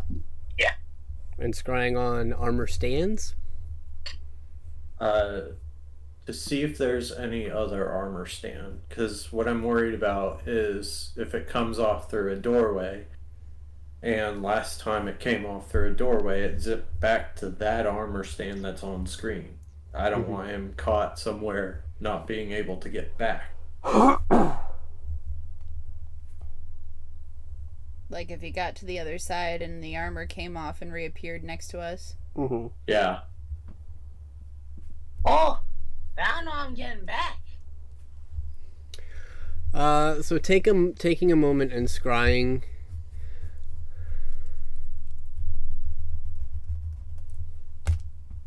Seems like it resets after the day.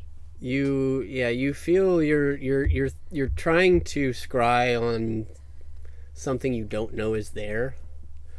Something you're trying to search for. As you're, I'll kind of do it thematically, so maybe you kind of get the picture.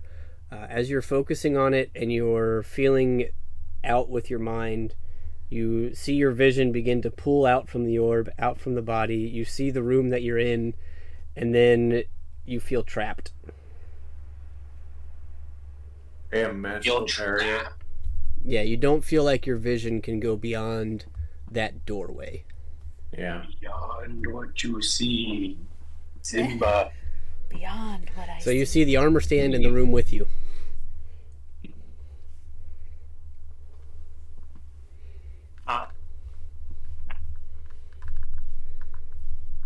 Well, guys, this is a terrible idea. I'm glad Bink's going. I cannot hear. Wait, hello? I, Oh, okay. Went silent. So yeah, you find that your vision is not able to go past this room at the moment. Seems like that barrier within that doorway is preventing magic to pass through it at the moment.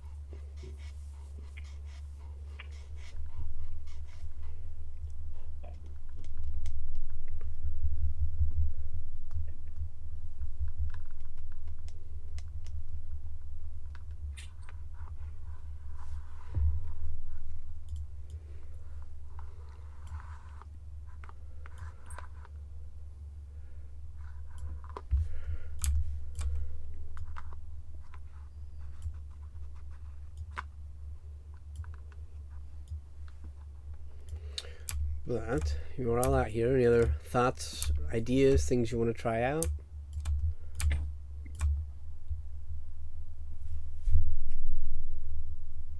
So what's the thing? So you were trying to scry to see if you could find other armor stands.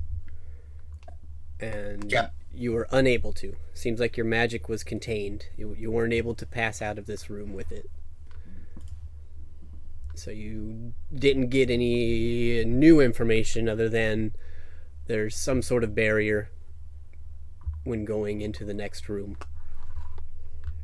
Which you already knew about, just not the extent of.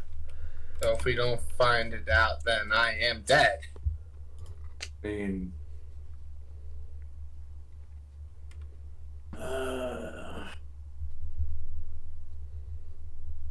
unless you find our way back. Which there isn't, because no magic, and I can't run super fast or fly super fast within 5 Well, minutes. I mean, that's the only. No magic as long as the armor's on, right? If you pass through a doorway and it zips back here to the chamber we're in, you're not going to have the armor. That is true. You know what? Wait, but that's if the armor even reverts back to normal. Remember, it doesn't fit you. Right, I know it doesn't fit me. But you know what? I can give it a shot. I can rush it. Bink is willing to rush it. If that is the only way.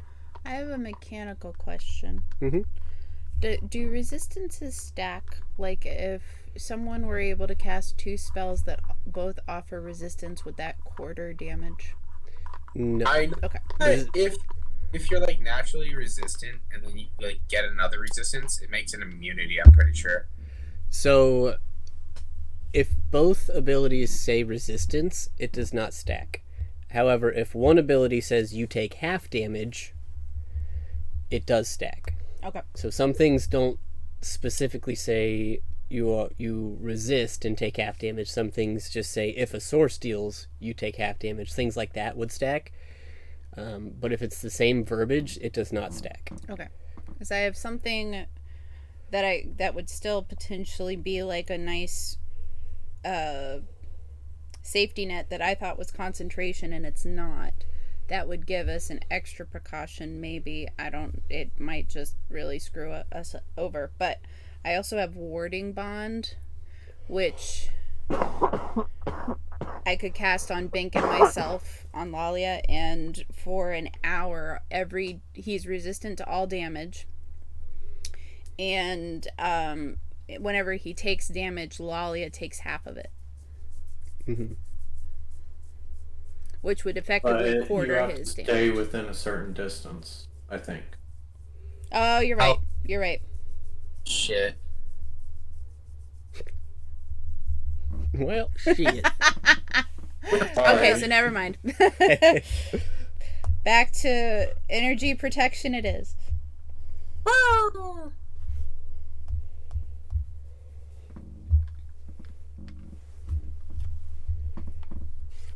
mean,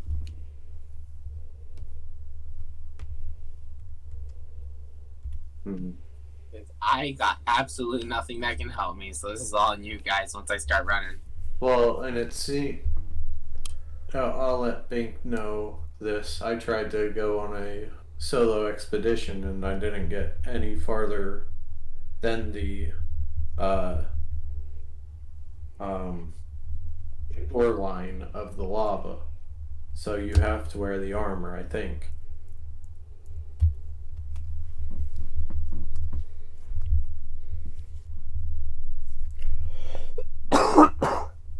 Which also means if I were able to keep up with Bink, I couldn't go with him.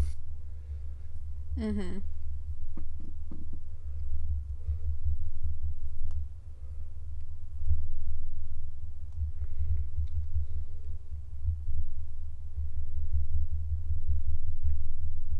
So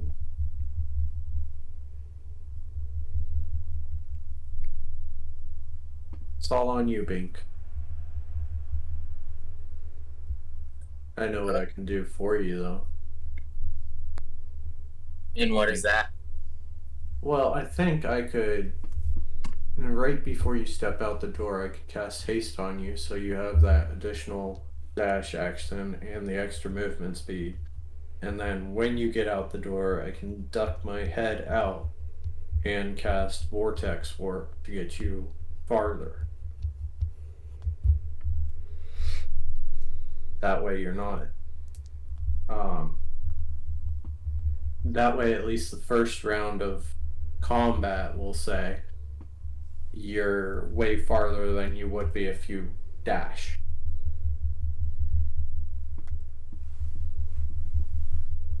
I'm up for that.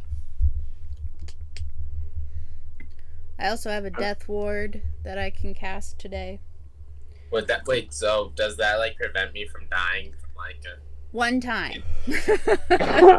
It gives you one extra redo just in case something goes wrong, but only one. Yeah. Okay, I'm up for that. All right. This will either make or break Bank. Literally, this will be either the demise of Bank or this works. Believe in the party. Alright. Sounds like we have a plan. Alright. So, Bank, you strapping up, putting the armor on? On the armor on. Before I even turn it on, I'm only turning it on at the entrance. Once I have everything else on me. Okay. Lalio cast death ward on him while he's getting dressed. Cool. Alright. Once you get in your sprinting position, Yeah. I'll cast haste. Okay. And same moment, Lalio will cast protection from energy. Mm-hmm. Once that's all activated, I activate the suit and I start sprinting as fast as I can through the doorway. I don't activate the boost just yet until the lava. Okay. All right. Sticking my head out, vortex warp Okay. at 6th level, 210 feet forward. Okay. So roll 10d10 for me. Yep. As you shoved your head into the lava room. I can't upcast protection from energy. No, I know, but No, you're good. I have It's just a fun. good enough health pool. Yeah, you're fine. Take 52 points of fire damage. Ouch. And you teleport Bink as far as you can see him. So as far as you can see. So you look out and you pick a point that appears to be about 210 feet away, somewhere over the pool of lava. You watch as Bink's body disappears and appears there. Then you pull your head back through the barrier and find that Bink is now standing on the edge of the lava.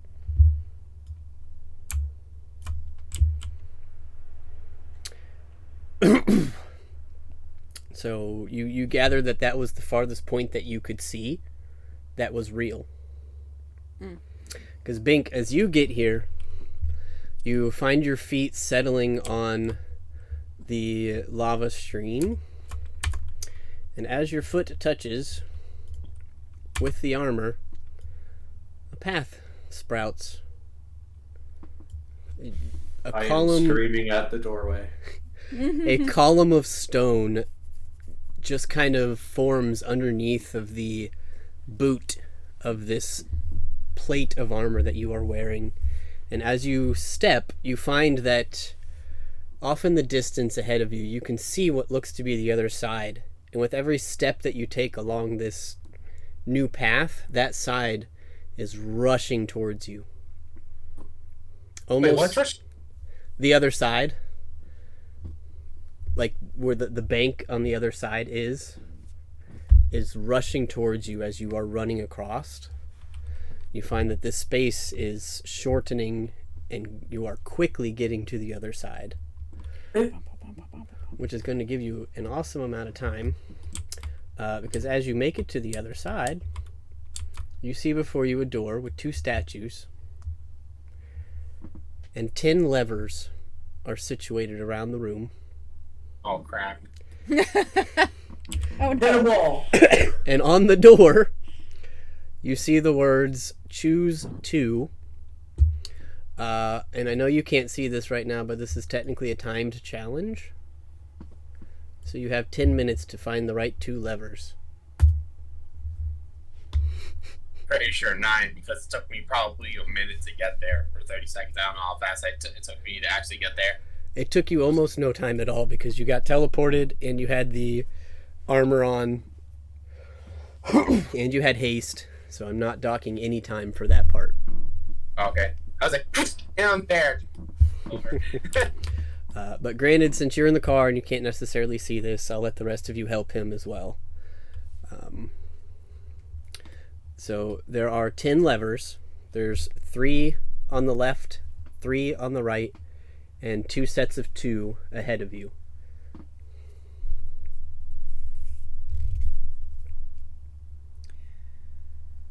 How long would it take him to... How long does it take to pull each one? Are we talking like an action, like a... It's just an item interaction. He can very quickly walk up to each one and push it. Okay.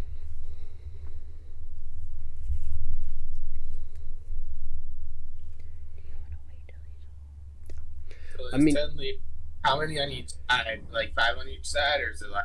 Yeah, there's 5 on each half of the room, basically. Okay. Are you close to being home? Because we can wait. We can take a break. If that would be easier for you. Why, can you actually hear the outside? Is it relatively like... Is it not noisy? Because, I mean, I can still play while driving. I'm looking forward at the remote. My phone's has, like, it's on the holder. Like, I'm not looking at my phone. No. It's not an issue with hearing you. I'm just saying, would you rather wait until you can see the screen to figure out the puzzle? Would you rather wait till you got home to try and do this, or are you?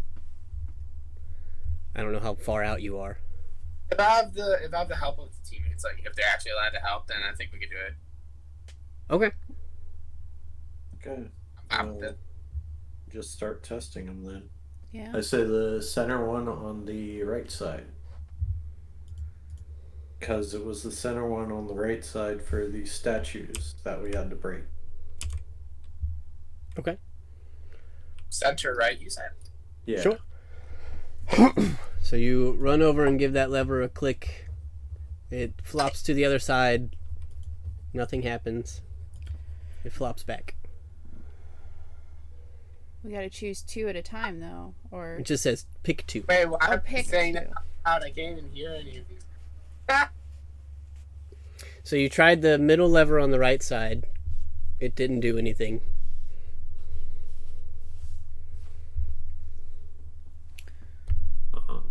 Try center left side. Okay. Same effect. It clicks. Nothing happens. So at this point you have tried, if we're counting them like clockwise, starting at 9 o'clock, you have tried 2 and 9. 5 then. Okay. And we did 5 and 6. Okay. Oh, and I'm. You're what? Oh, never mind. There we go. I was starting to lag. Okay.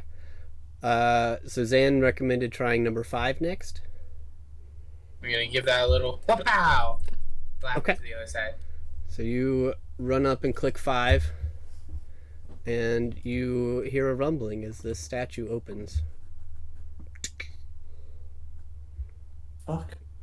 And then the lever comes back. Wait, what happened? So one They there, opened. yeah, there's 2 statues, one on each side of the door, and one of them opened when you clicked number 5. Look, number 5, and then you said since I it clicked back or something.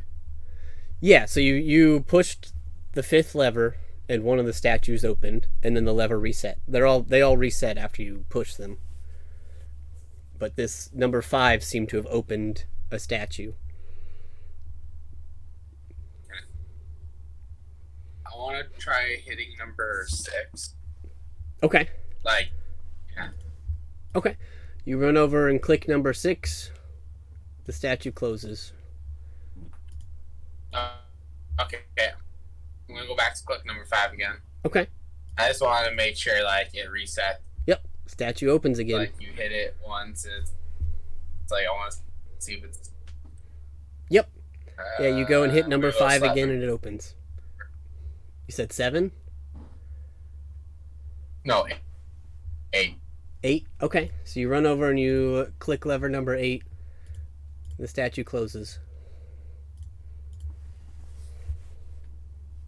And number 5 again. Yep. Opens back up. Anybody got any suggestions what number I should click next? Go 4, go the other way. Okay, I'll slap 4. Okay. Statue closes. Damn. 5 and 7. It opens then closes. Yeah, because we did 7. We did 2, 9, 7, 6, and 5 and 4. Ah. So we've got 8 that we can do, 10, and 1 and 3.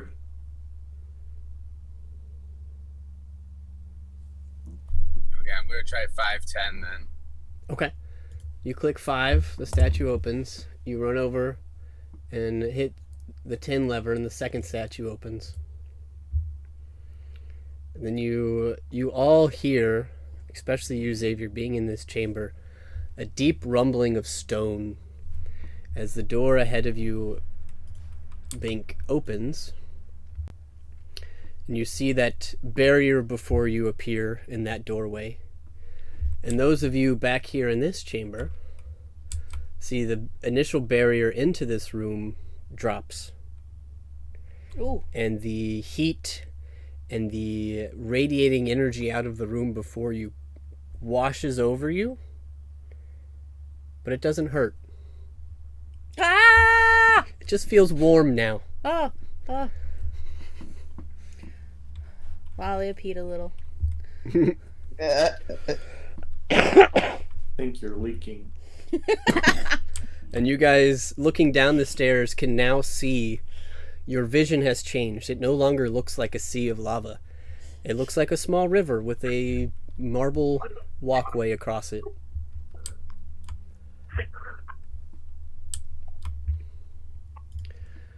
And Bink, you're still getting warm.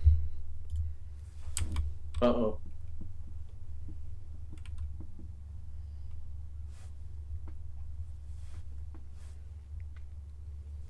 But you do see this doorway ahead of you has opened, and there is a barrier there. You can't see anything beyond it at the moment.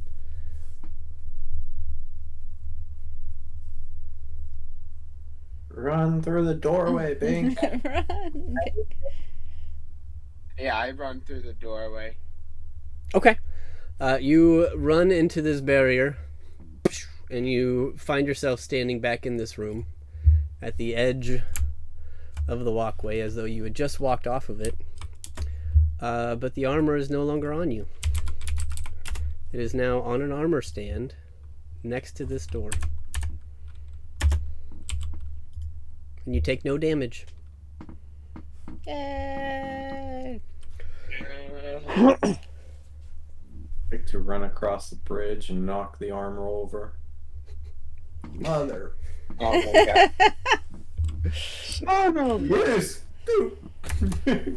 Zan, you run across the bridge to join Bink. You punch the armor and it doesn't move. Oh no. Kind of hurts your hand a little bit. Oh, that's... I hate this place! Are the rest of you following? Yep. Yeah.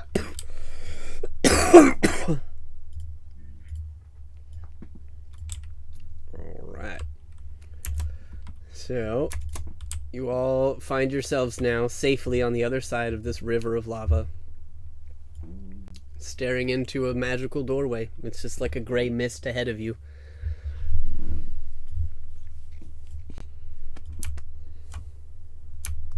Who wants to bet 10 gold that you need the armor for this room too? It seems like walking in with the The armor armor just is- teleported you back. Wait. So the armor teleported with like next to me or back by that? Yeah, so as you tried to walk through the doorway ahead of you, you were basically teleported like 20 feet back, and the armor was removed and is now on a stand next to the door.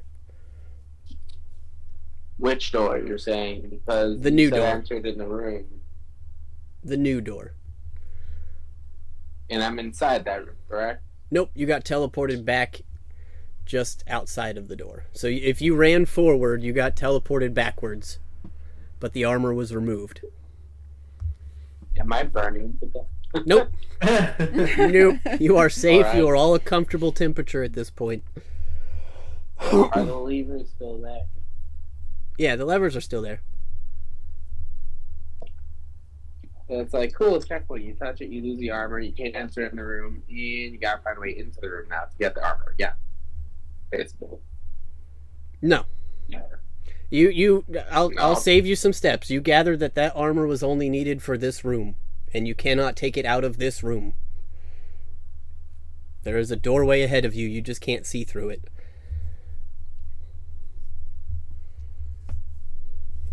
You cannot take it out of the room, and there's a doorway out of Yes, your path goes on through a mystical portal. It seems like you Oh. cannot take the armor through the portal. The armor has to stay here. Oh. So now I can go through since it's off. Yes, you would assume. God.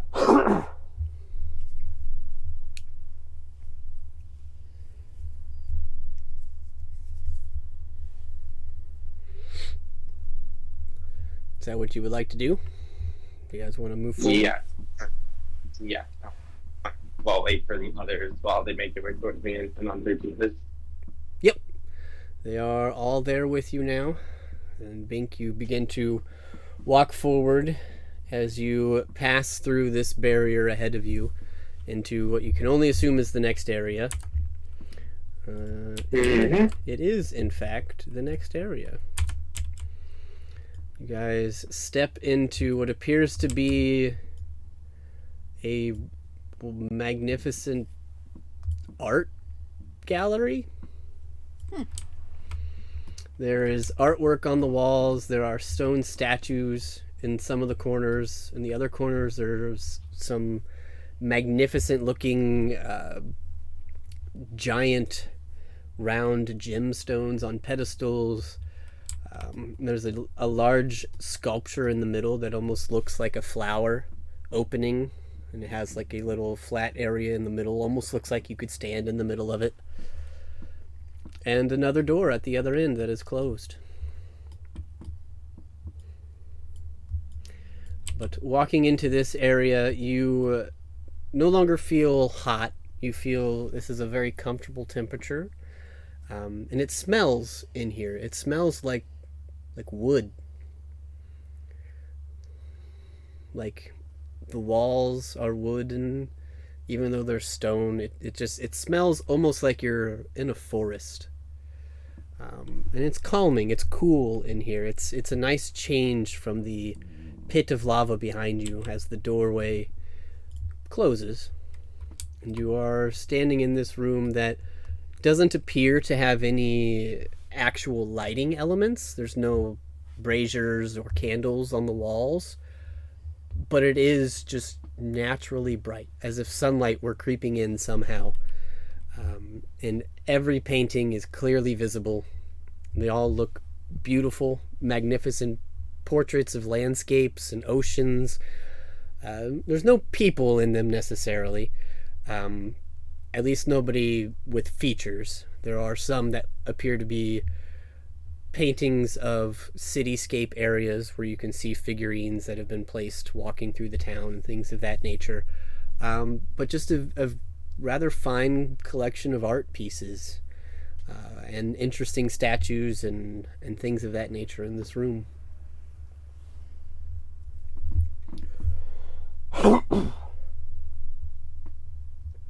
That looks like an expensive gemstone. Well, there are a couple of corners. This corner up here and this corner down here. There are some giant gems on pedestals.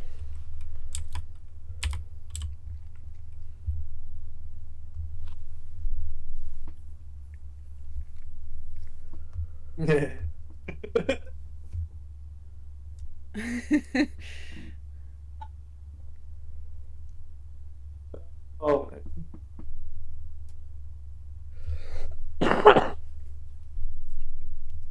Can I go up to one of the pedestals?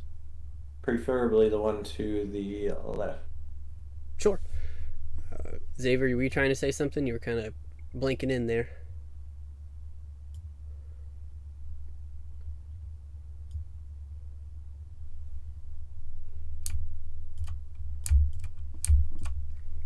We'll give that a second. I think your connection's a little spotty right now. But yes, Zan, you walk up to this one. You see it as. Oh, you hear me? Hello. Yeah, you're coming through a little bit now. Hello. Oh, right. I was trying to say, can I touch one of these gems? And then I heard laughing, and then I heard.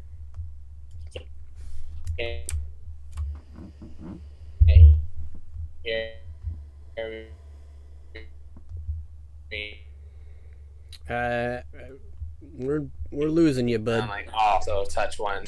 Are you still not able to hear me? Hello? You're coming in every now and then. You're getting pretty spotty right now. I'm home. Just give me a sec. I just got home. Okay. Let's take a quick break. pee break. Oh, okay. I'm While doing Xavier the gets pee-pee reset dance. here. The pee-pee dance. God.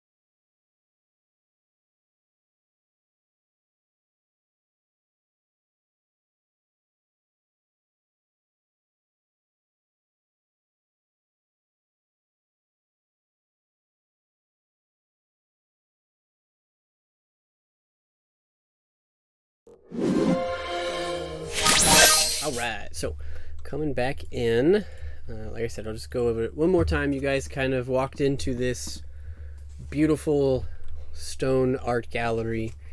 It smells like wood, smells like the forest. Very refreshing, calming, cool environment. It is nowhere near as warm as it was before. Your skin is definitely thanking you. But you see all of these beautiful tapestries and art pieces around the area, these statues in some corners, giant gems on pedestals in others, this carved ornate rose type statuette in the middle that almost seems to have a platform on it. Bink and Zan, you both immediately find an interest in these gems, and the two of you in sync, not necessarily communicating with each other, walk over to this gym in the corner closest to you. We're doing the Merry and Pippin thing. Right. Yeah.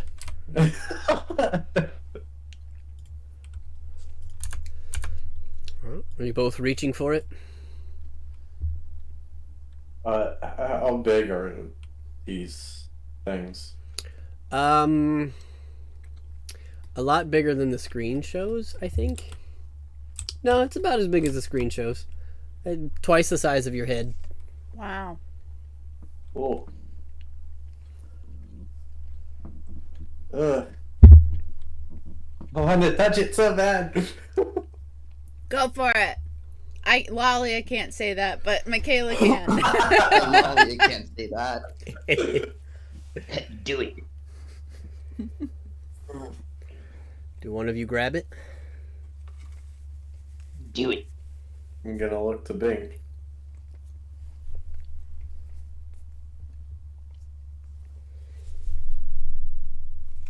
I saw you light up, Xavier. Are you there? No, sorry. I was talking to my brother. Sorry. Oh, you're good. No, I'm totally good now. He just left. Cool. Are you grabbing this gem? I am grabbing a gem. Yes. Okay. Gem, I don't care. Bank was Any gonna grab a gem. gem no matter what. He did not matter. It did not matter where he was going. He was grabbing a gem regardless. Okay. If I see him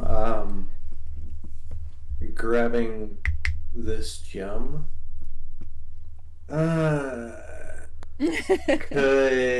I, like Indiana Jones, put a shield on top of it? Because I'm thinking a shield might weigh the same as this gem. Sure.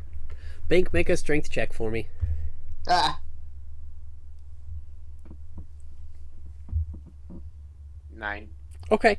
You have to kind of jump a little bit. You manage to get your hands on the gem, and you're not able to immediately pull it, though as your body kind of comes back down, you are able to feel it moving, and you just hear this grinding noise as the gem slowly comes off the edge and falls. Make a dex save.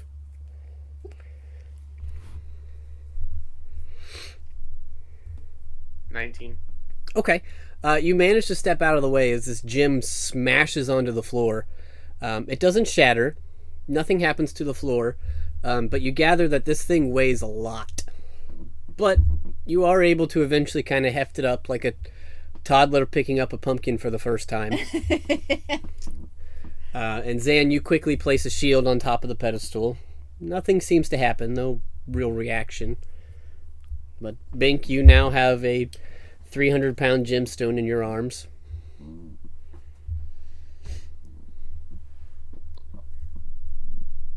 I'm gonna slap that in my magical bag. Okay. You trying to put it in your bag of holding? Yes. How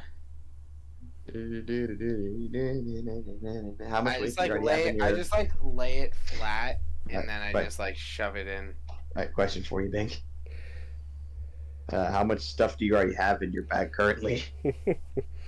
Just remember that the bag of holding can only hold up to 500 pounds. Yep, I only have 85 pounds worth of stuff out of 500. Wow, So- Bink travels late. Wait. I just want to clarify. LB, like, what? I don't know what that means. It says LB. Is that Pounds. That's pounds. Yeah. Yeah, so so 85.5 pounds out of 500. I'm adding 300. So as you 385.5. very awkwardly kind of stretch out your bag of holding and let the gem fall into it, you see the gem disappears into your bag of holding and then reappears on the pedestal. On top of my shield. Yep, which is now smooshed. Oh no. Damn it, Bink! Oh, like the shield is just crushed? Yeah, it's a little dented. It got like shot off as the egg reappeared. So the shield is now like on the ground with a little dent in it. Oh no. I like you're, not this shield. you're not getting another one. This will teach you to take care of your toys, Dad says.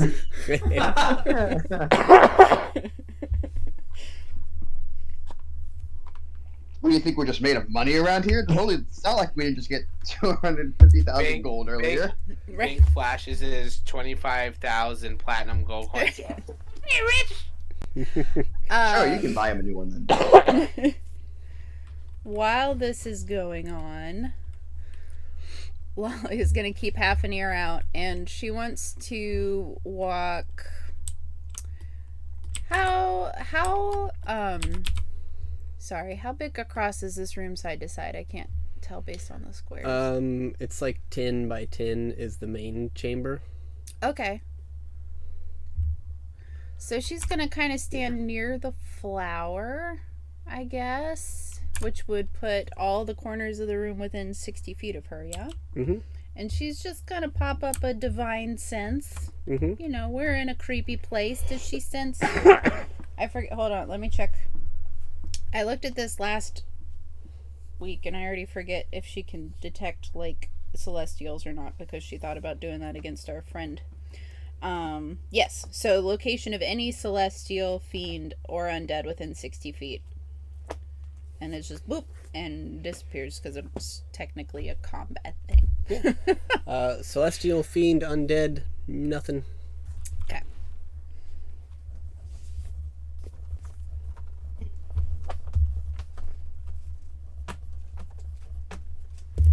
Well, Bink, it looks like we can't take this gemstone with us.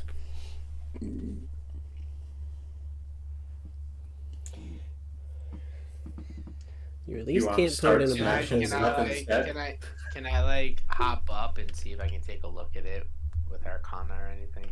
Yeah, it appears to be a giant ruby.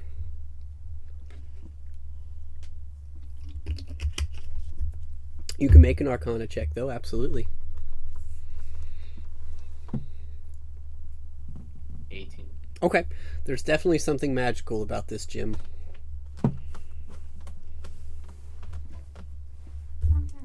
Guys, I think this gem's magical also.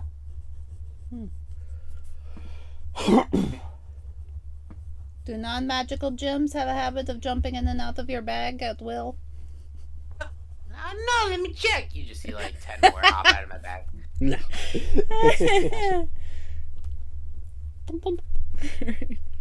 We need to get your bag looked at.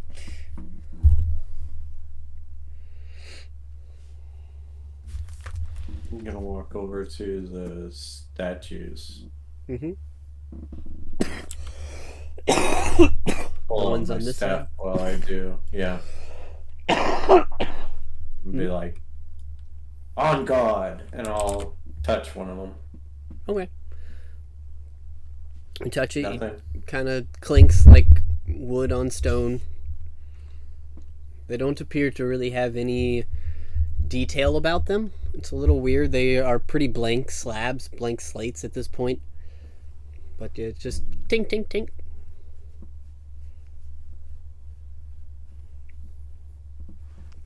And move one. A new one? What? Move. Can I move it? You try to, but it is extremely heavy, and it looks like it's part of the floor as well. Oh, well, that's a good sign.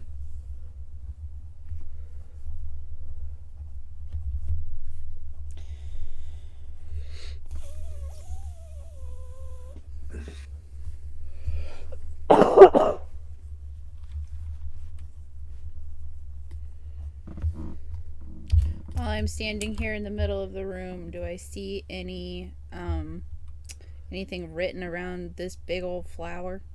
Make a perception check. Sure.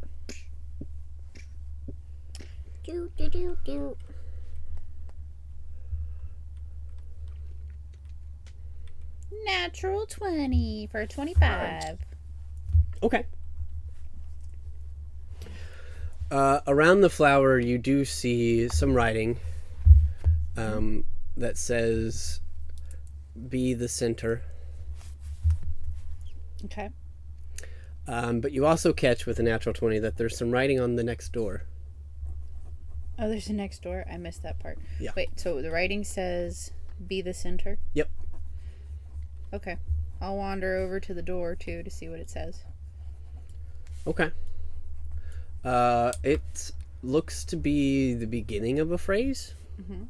And it looks like there is some sort of like just scrolling, not necessarily like gouge or scratch marks, but like this like scrolling fill in the blank type essence. Mhm. But the first two words read, "Beauty is." Okay.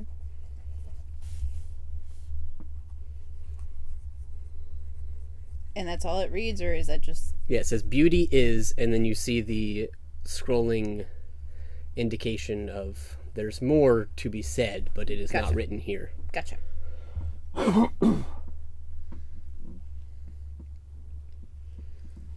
Hey, Xandadar, is there any writing over there? I don't know. Let me check. Can make a Tell you perception. what, these statues aren't moving though. That's good. I don't like moving statues. I have a bad track record with those. 11. You don't see anything. Looks particularly blank as far as writing goes. Just art. paintings. What about you, Bink? Are there any words on your fancy gem? I look back at her. I look back at it. I look back at her. I look back at it. I put my face against it. I got nothing! Yeah, you're also not really seeing any writing. Thank you, Bink. Plenty of art and paint and pictures. What's this whole thing about writing? Well, there's something written around the flower. It says, be the center. And over here it says, beauty is ...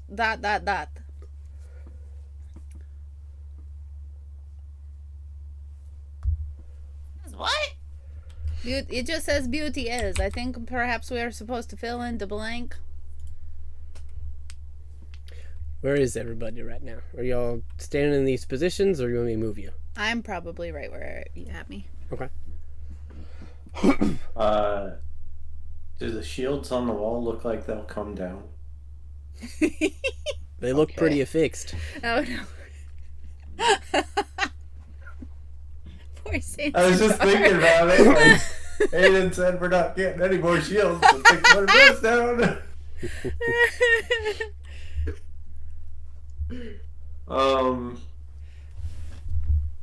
Can you move anything? And yes, I'm kind of standing right there. Just Okay.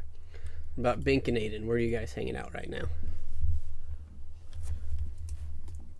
I'm gonna go by Lalia. Okay, so you've moved up here. Aiden? North to the center, I guess. Like here-ish? Yeah. Okay. Alright.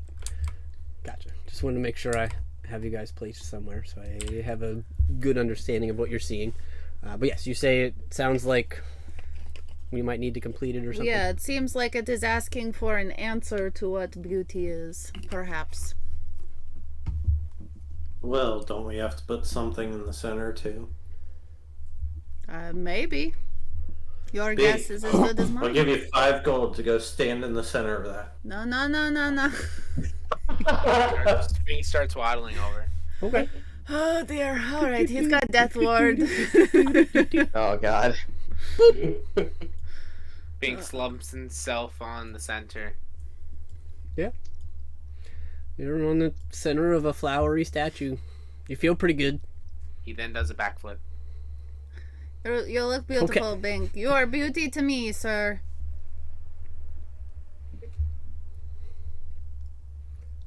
Bink then does a double backflip. Okay. Make an athletics check. Oh. You know what? Triple backflip since I'm doing athletic. Okay. Oh Really boy. gonna use that death board. Yeah. 19. Okay, You get 2. alright. How's the landing? Don't quite make the 3rd and you fall on your butt. Oh.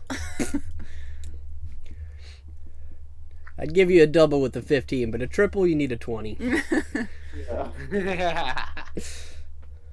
Alia claps anyway. Yeah. Nothing happened! Yeah, I know. You want to try putting one of those gemstones on it? You owe him 5 gold there, Zanzadar. I know. Give me my 5 gold first! I get. No. Gotta take care of the important things, man. Are you staying up here, Bink, or are you jumping down to meet with Zan? I snatch the 5 gold and then do what he asks. Which was what? I missed that part. You can Oh, try he to... said, do the, take a gemstone onto it or something, I think. Yeah. Yeah. Okay. So you can run up to the closest gemstone or the first one? The one that smushed the shield. Okay. So you're running back here. Anybody else in Might this as time? well go help out with that. Yeah, you guys are the strong ones, so... It was a sassy gem. That Yeah. gem was sassy. It fought back. Alright. So you guys just watching them pick up this gem? Yes, with caution in her eyes. Zan and Bink, between the two of you, you manage to waddle back over with the gym. Is one of you gonna try and take it up there? It's like 300 pounds, isn't it? Yeah. Okay, I'm gonna go with it. And since I'm super strong, obviously the strong boy, he's gonna try to get up on the flower thing. Okay. I'll give it to you. You take the gym and you step up onto the flower. You are now standing in the middle of a flower with the 300-pound gem in your arms. I'm gonna start smashing the flower with the gem now. Oh, goodness. Cool. You don't really have a lot of force because I don't think you can shot put 300 pounds. So you just kind of drop it. And It's doing most of the work. you just kind of drop it and you just all hear this thunk. Nothing seems to happen. Pick it up again. Or at one of the pedals. Yeah. Thunk. Nothing happens. The gym falls to the floor. Like a shot put. Like a shot. You're right. Shot put. Yeah. Shot put. Yeah. It hits the pedal and then falls to the floor. Thunk, thunk, thunk. Cute. Well, it's probably easier to put your bag of holding over top of it than Yeah. to actually walk it back.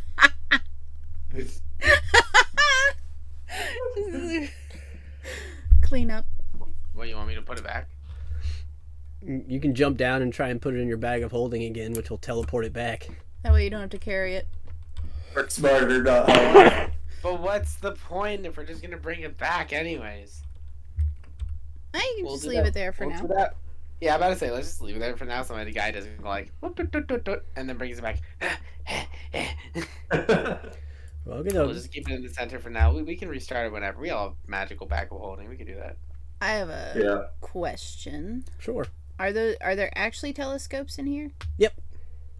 Do They look like art pieces. They don't look look like art. usable. Okay. Well, Lalia is embracing her curiosity. She'll wander over and see if she can see anything through them. Sure. Nope. The actual cover piece, it looks like it's a sculpture. So when Okay. you look into it, you're just looking at stone.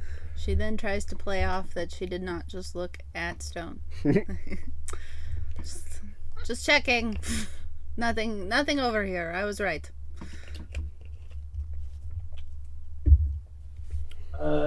Should we test the paintings?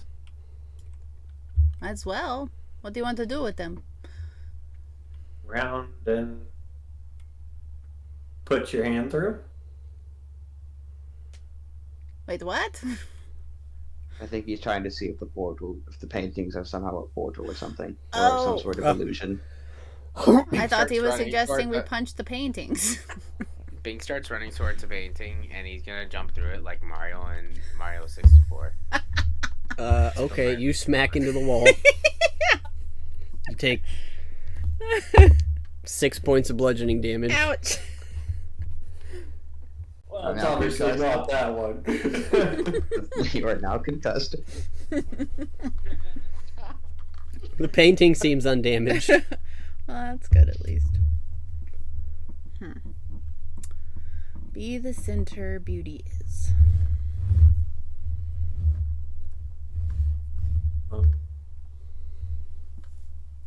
Which painting did you run to, Bing? I'll save you some time. None of them are portals. Oh. He can run into as many as he wants. None of them are portals. No, he can't. Lalia would stop him after 3. It's like there's 20 other paintings. I'm gonna save you time. None of them are portals. Yeah, You're there's, just gonna kill Bank in the process. yeah, there's just walls of paintings, and I didn't want to fill it with a ton of stuff, but Can I use detect magic? I'm gonna try detect magic level 1. sure. All of the statues over here and down here are magical. The 2 giant gemstones are magical.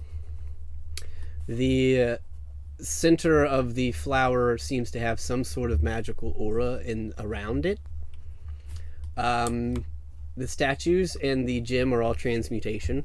Oh boy. The Yeah. aura in the middle of the petals is divine. Oh boy. Oh man. Yikes. Yikesy, yikesy. Aiden, put your dragon thingy on the pedal. Or on No.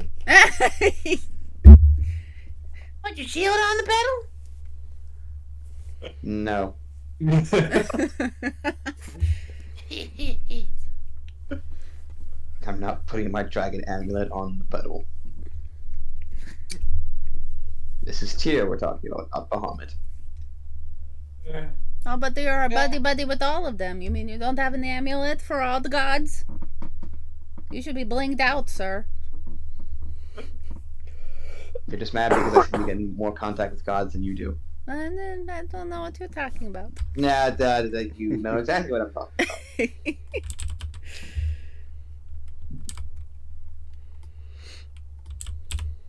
That makes me really curious about something. What does it make you curious about?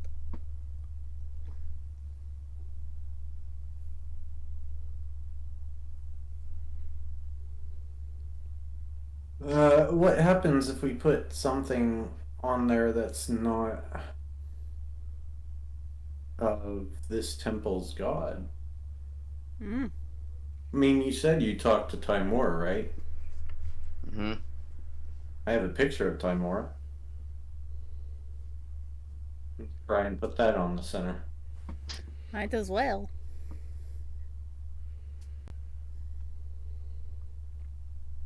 Cool. So you place your picture of Timora in the center of the flower. Mm-hmm. Cool. Nothing happens. It sits there, looking pretty. Well, thanks very much for the help. Let's take it back.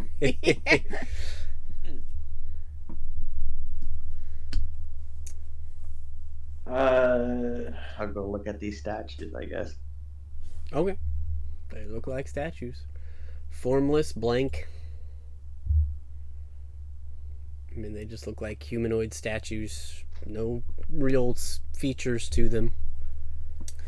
How big is this flower, i.e., would Lalia be able to stand beside it and look down at it, or would she have to actually get up on top of it? No, you can kind of look down. I mean, you're obviously actually like this big. So. As a little bigger than that, yeah. Okay. Yeah, she's just, I don't know, she's just gonna step up and stare into the circle of it. Cool. Make an Arcana or a Religion check, I guess. Ooh. You're trying to deem something from it. Sure, she's just like, she's looking at everything now. Ooh. 17? Okay. You gather that this center area, spending some time with it, having the information that you have, seems to be... It's a zone. Mm-hmm. And you're kind of familiar with these, but it's a little weird. It's a magic zone. Mm-hmm. So it's an anti-magic zone. Okay. You don't necessarily get the purpose of that right now, but it seems like you can use magic while standing there. Cool. Okay. Mink. Stand up there, use your glamour weave. Try and shift into something that's beautiful. Just like how a Power Ranger shifts for some reason, like they do like whatever like animation they do. I do like the same thing. I pose Sure. and give a thumbs up, and then do a little like cool like sword pose or something, and like my outfit changes to a ninja. You got it. You are now a ninja. I look around like, did anything happen? No change. You look pretty spiffy, though. Oh.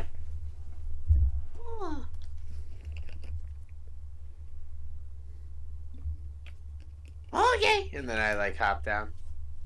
Said beauty was supposed to be in the center, right? It says beauty is, and then it's on the flower, it says be the center. The door says beauty is. Beauty is what? Yeah. That is the question.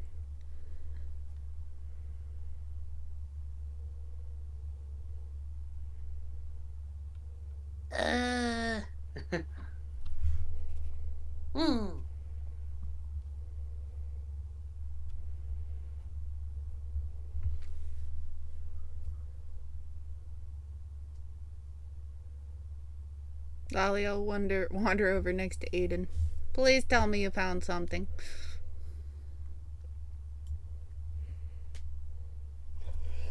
Oh, he's muted. My bad. Bunch of formless statues. So they don't look like formless, as in they don't have distinct features. They don't have distinct features, is what I'm going for. Like, gotcha. they are just the human body in statue form. But Okay, but they don't look like anyone specific. Nope. Okay.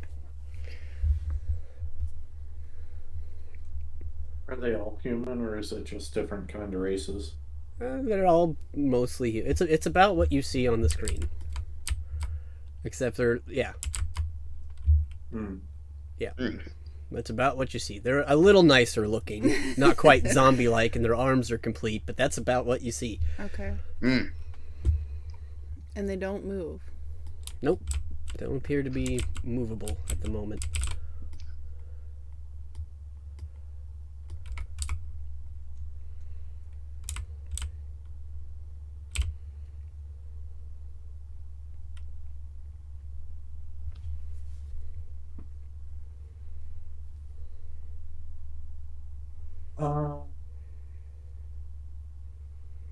Are those pedestals by the door?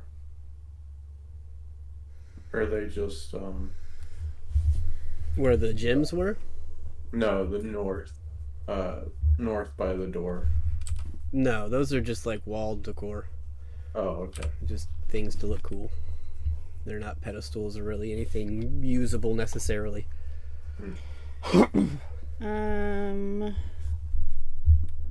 Hey, Bink. How are you still having fun jumping on and off the flower? Yeah. Why don't you get back up there and just maybe look at the statues while you're on the flower? Okay. I look at one of the statues before I get on, and then I hop on it and look at the statues. Okay, make a perception check for me. While he does that, I'm gonna go grab the other gemstone. Okay. 21.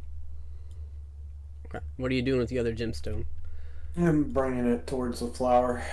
Okay, so you've made it about this far. Bink jumping up on the pedals and looking at the statues. Nothing strikes you as different about the statues now that you're standing here. But being on the pedal, you do see additional writing on the door. Oh.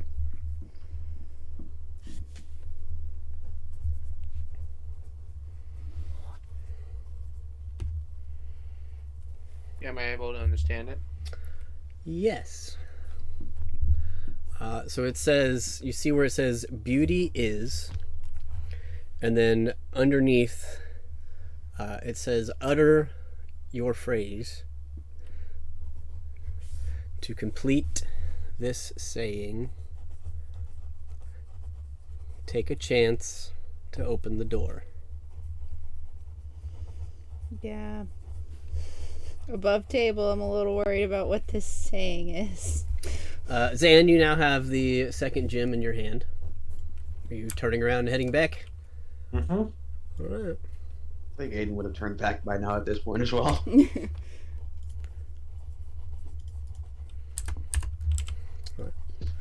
Heading back. Got the other gem in case we need it. Good hustle. No, it didn't make sense to have one off the pedestal and one on the pedestal. They both need to be off, or they both need to be on. Makes sense to me.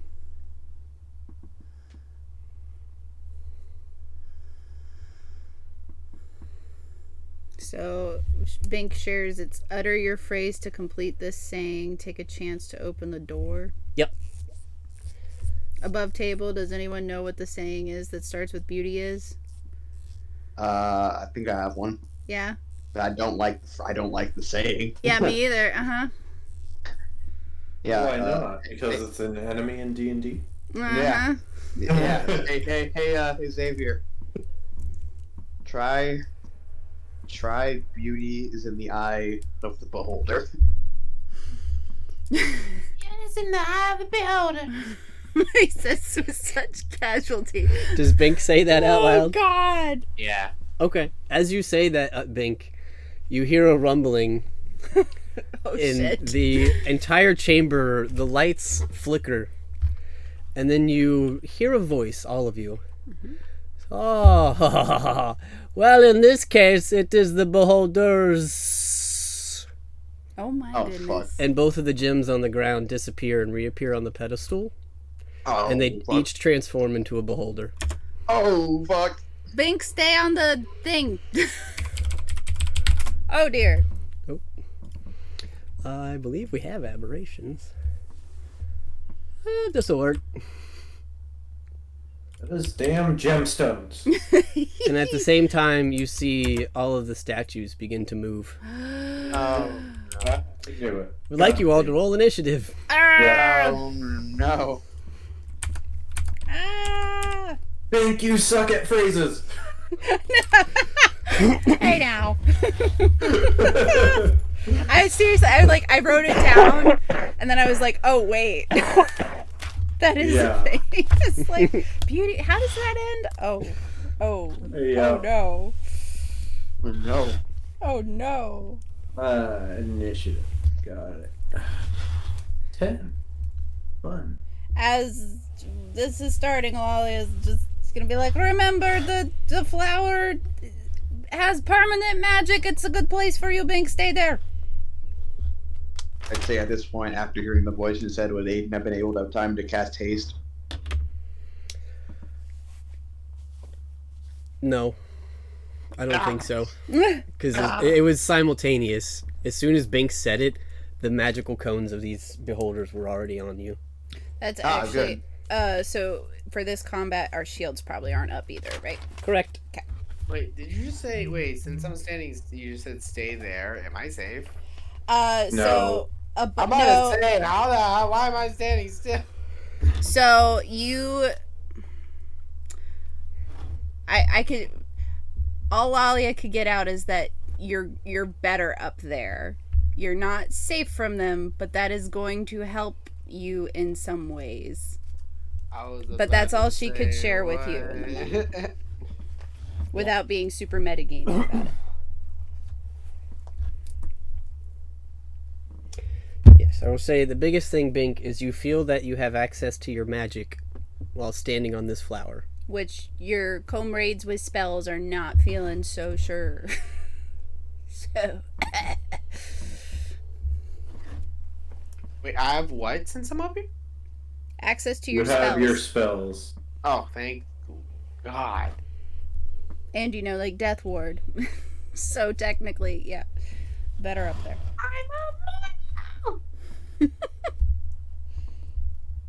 How many of these things we got around us? All right. We have like a total of 10 enemies.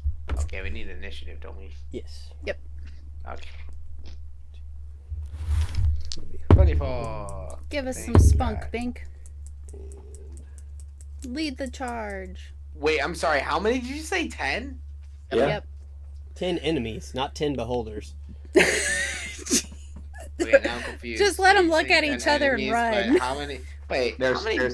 there's 8 statues and 2 beholders. The statues have come to life. And the beholders are the ones that animated that?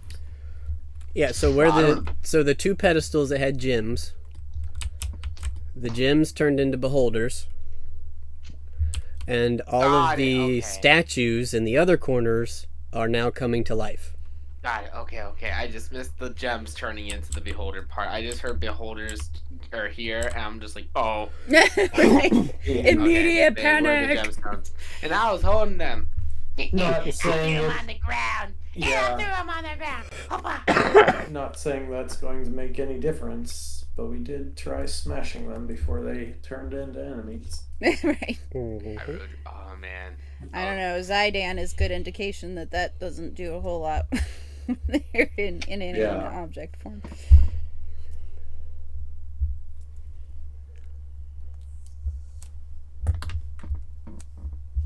Okay. So initiative is going to be Bink. then Lalia, Wow. then the Beholders, Of course. then Aiden, then Zanzidar, then the Flesh Golems. Oh, fuck. Okay. Oh no. Bum bum.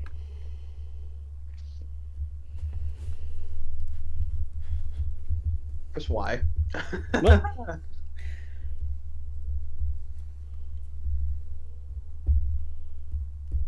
Okay. So, top of initiative is Bink. Go, Bink, go.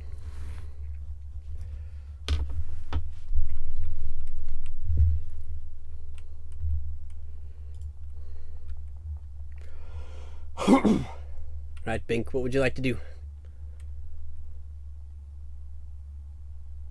You're lighting up, but I don't hear you. Yankee.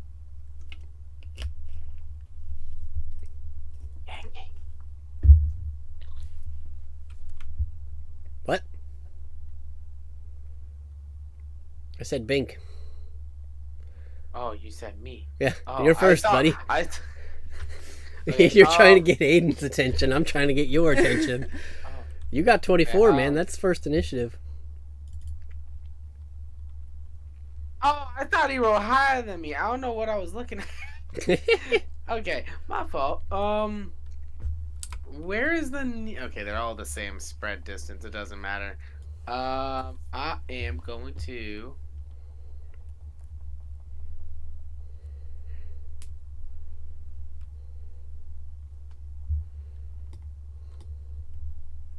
Cast 4th level Psychic Lance on the Beholder. Which one? Bottom left. Bottom left. Okay. And needs intelligence saving throw of 19 or more. Round. That's a 10. That will fail. Hey. And I'm gonna go like, what is it? Like a lance and shoot it at its leg. And It doesn't I get have legs. 31 damage. Yeah, it doesn't have legs. God It's damn just it, an I keep eyeball. It's a giant floating eyeball with tentacles.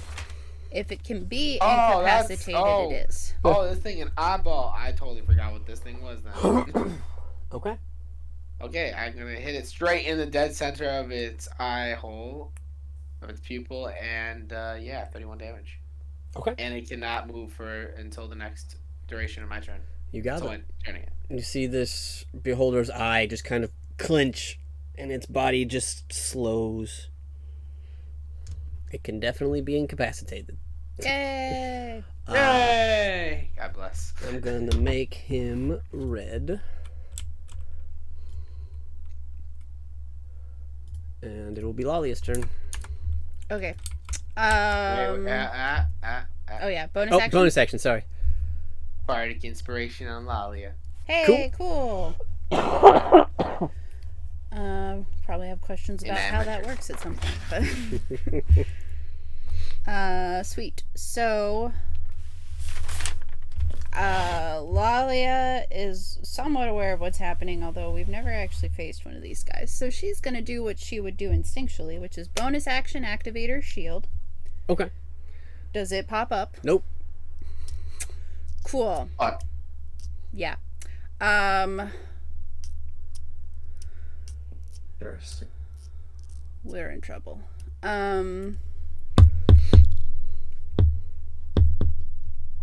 Shoot.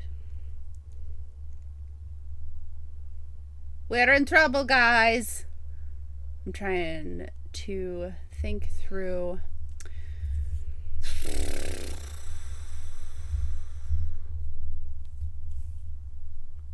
She is. Oh. This is so bad.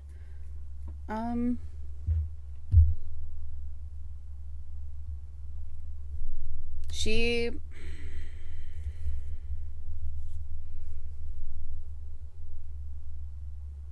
Can I ask a mechanics question Sure. and then follow it up with a could Lalia still do this? Mm-hmm. The way the beholder's eye ray works is it suppresses magic. It doesn't cancel it, correct? I believe so. So, mechanically, could Lalia cast Bless on the group? And if they happen to escape the eye rays, it will work on them? You would have to be outside of the cone to cast the spell. Okay. In that case, I'm going to do my second thought because, so, gosh darn it. I'm going to run at the incapacitated one. Okay. Where at? I want to be behind him. You squeeze back there. Yeah. And does Zydan feel Zydani back there? Yes. Being behind this creature, you are no longer within sight of its eye. You feel your magic returning. Okay. Does my shield pop up? Now it does, since you tried to activate it in there.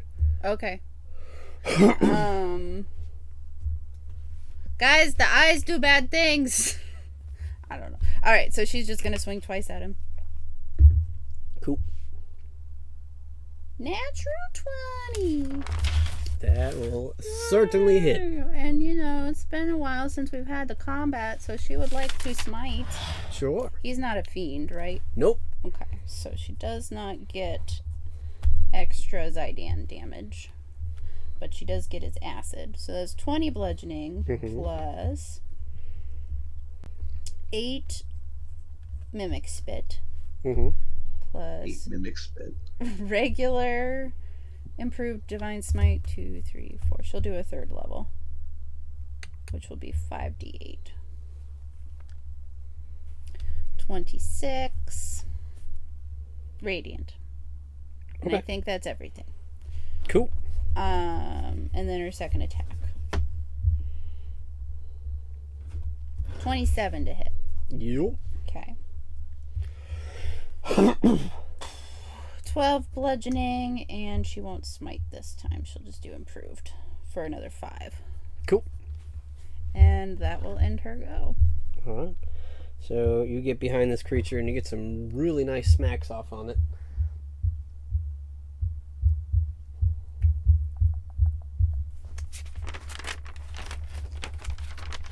Let's see.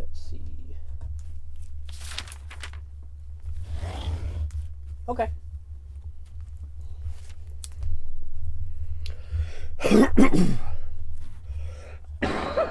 Anything else? That's my whole turn. That's my movement, my shield, and everything.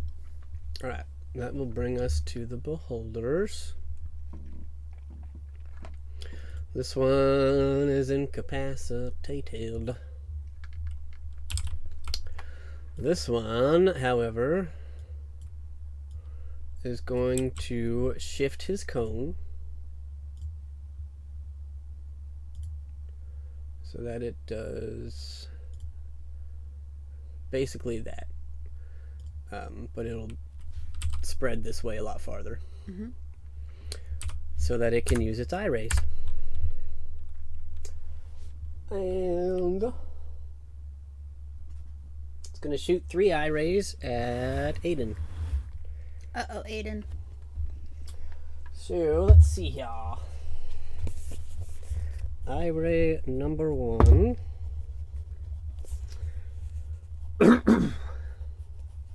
So, Aiden, you see as this beholder in the corner kind of moves its gaze just a little bit, and you see some of its eye stalks kind of curl around and look at you. I'm sorry, I do have a question. Just because Lalia was standing next to Aiden, where is the other beholder's eye ray pointing? It was going this way. So would Aiden be in the other beholder's eye ray, I guess is my question. Yes, but these guys don't affect each other. Their eye rays were covering different halves. Gotcha. Okay. Yep, that answers my question. Thank you. Sorry. So you see one of the stalks peering at you, Aiden, and you see it release this stream of black necrotic energy at you. But yeah, so essentially these guys were both, the one down here was looking up, Okay. and the one down here was looking down. That Now makes they're sense. both Yep. looking up. Gotcha. Sorry. No, it's all good. I was more just like, okay, where in this room is now? Yep. free. And I would like you to make a Constitution saving throw.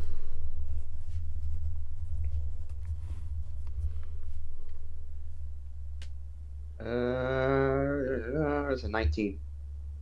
Okay. You do succeed. As this beam of black energy connects with your body, you will take half damage. And that is 8d8.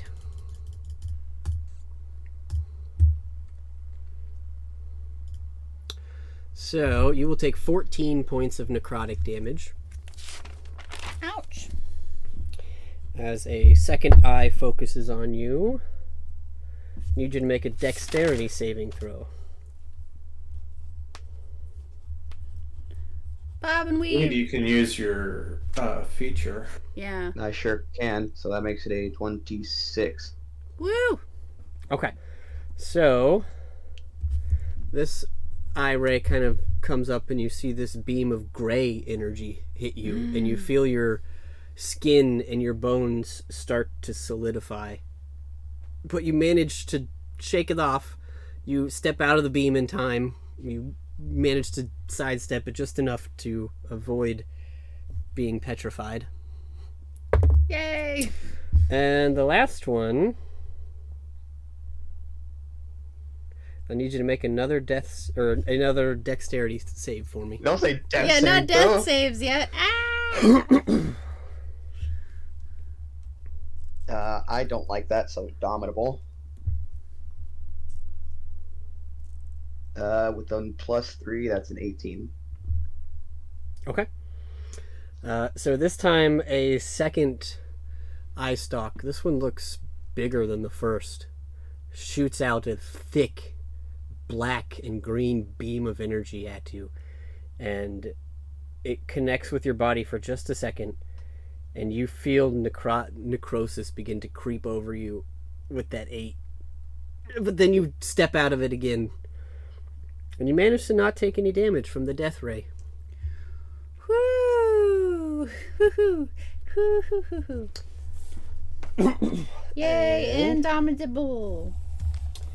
that will bring us to Aiden's turn, I believe. Yeah. Okay. Gosh. So I need to, let me see, I think I can make these permanent. Now that you know which direction you. Yeah. Yeah, so his eye ray was doing that. That I can see it now. Thank you. I mean, yeah. Thank you for explaining earlier. That makes a lot more sense. And his eye ray is still technically active, even though he's incapacitated. It Yeah, you doesn't just can't move turn it. it off. Was also this way.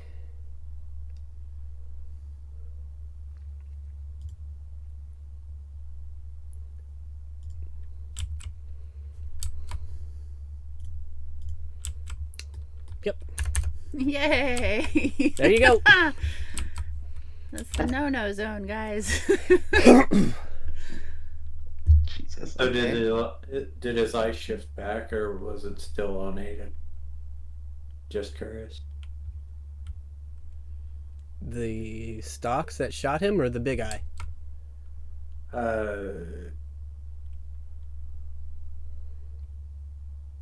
Uh, is that what it looks like now? Yes. guess. Okay. Yeah, he has to choose at the beginning of his turn whether the cone works and where it is. Oh, okay. So he moved it here and then took his turn. Yeah, because his rays don't work through the cone either. Yeah. So. Oh, I didn't know that. Okay. Yeah.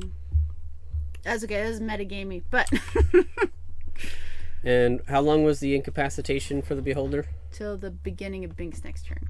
Okay. All right, then yes, that will bring us to Aiden. Well, since I'm not in the anti-magic ray, I'm going to bonus action use my shield. Cool. Your shield turns on. And then I'm going to move me 15 feet towards those group of flesh golems. In the bottom right. Yep. And they are all, I think they're all within 10 feet, correct? Yep. Cool. All 4 of them need to make dexterity saving throws. Cool. What? The fighter is using his magic! Yay! Yay! DC 20. Knock them on their booties. All right. I'm just gonna roll as a group here. Cool. That's a 12. Cool. Ah! And they shall all take 3 points of bludgeoning damage and are now prone. Yes. Oh, Hell yeah. Good call. So you Awesome. watch. Go ahead and describe it if you'd like. Guy, it's been a while since I've used this spell, haven't I? Mm-hmm. I'm gonna say from the perspective of Zanzidar and probably Bank, since they can actually see where Aiden is. You hear. You watch Aiden run off towards his bottom right corner, and as he seems to lift his left foot, a guttural roar, and definitely not the type you would usually register from a human, sounds definitely more draconic in nature as he just stomps down on this, I'm assuming like limestone floor or something, Yeah, pretty much. and it just unleashes this strong shockwave through the ground that just knocks these 4 flesh golems on their ass. Boom. And I'm gonna move myself. Actually, let me see. I'll use 15. I will say one do thing I you start? recognize is it doesn't appear that they took any damage. They didn't take any magical damage? I don't think so. I'm pretty sure flesh golems can still take magical damage, I think. It requires adamantium weapons. You guys would know that. And this was just regular bludgeoning. It wasn't a magical, like fire or radiant or anything. Yeah, I guess it's even just from falling down, so yeah. Yeah. That was Anyway, just, that good was just show. them falling down. It was them hitting the ground. Yep. That was It regular at bludgeoning. least reduced their movement. Yeah, so. which is huge. Yeah. Huh, okay. Surprised that doesn't count as magical. Hang on. I mean, let me read Earth Tremor real quick. But I It don't- causes a tremor within the range.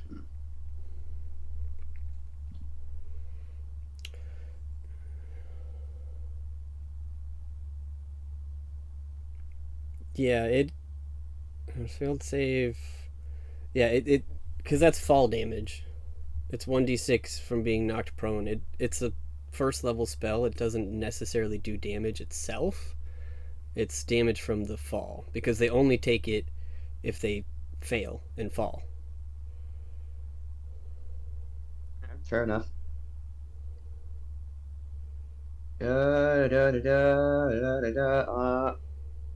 I will say he's not gonna have his silvered long. No, we're gonna keep the silvered longsword out. Screw that. Mhm. I'm gonna move 15 feet towards the top right. Okay.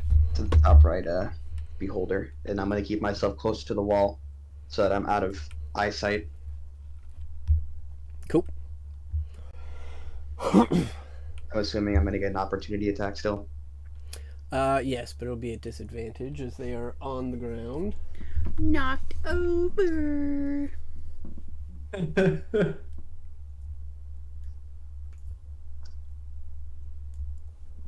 is +7. Okay. So that is a. Well, that's definitely going to miss. It's a 16. Yep, definitely misses. Phew. Let me look at something real quick.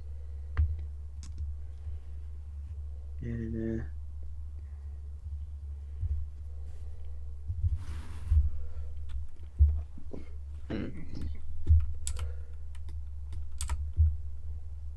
let me look at that. That'd be 1, 2, 3, 4. Okay, question, DM. Mhm. So I'm gonna use action search, and I'll use that action to cast haste on myself, Okay. which gives me another 30 feet of movement. Okay.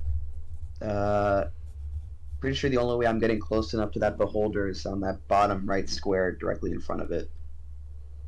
Because, yeah, 5, 10, 15, 20. If you I can get step to the, in, though, your haste is going to drop. Which means you'd be Can I- lethargic. And Go your around shield that will wall. drop. You cannot squeeze through there without touching the I-beam, no.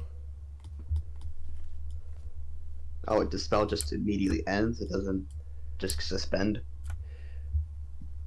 So it suppresses it, but it still ends it for you. You can continue to concentrate on it, and it can come back up, but it will end the effects of haste. Yeah, let me double check this, because it's a weird ruling. Yeah, because I think it's a little bit weirder on this since I'm not casting it from myself and I don't need to use concentration to keep it up.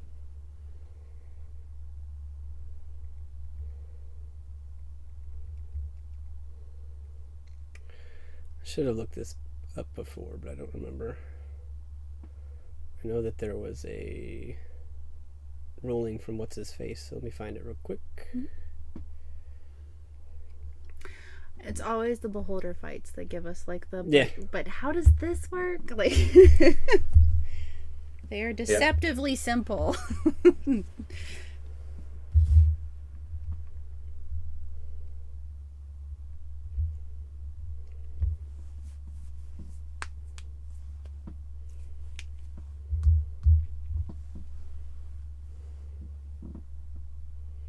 Okay.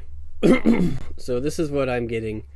If you are concentrating on the spell, you can choose to continue to concentrate on it. So the effect would not quote unquote end. It just wouldn't be doing its thing.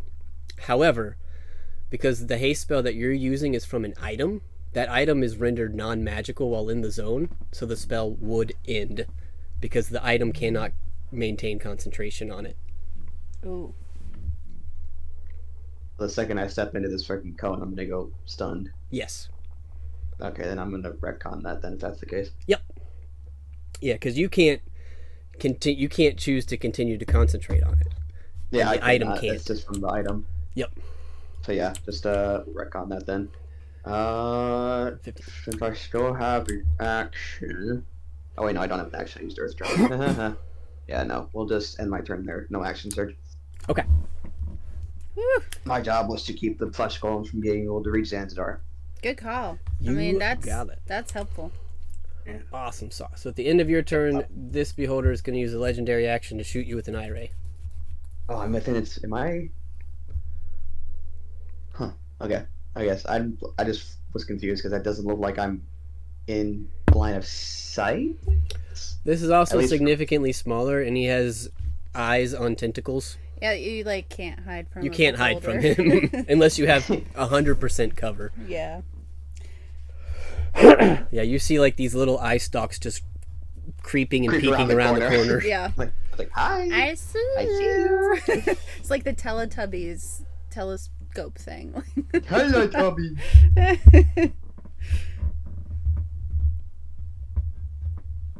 Okay, I need you to make a dexterity saving throw. Okie dokie. As you see this beam of white energy shoot from this eye.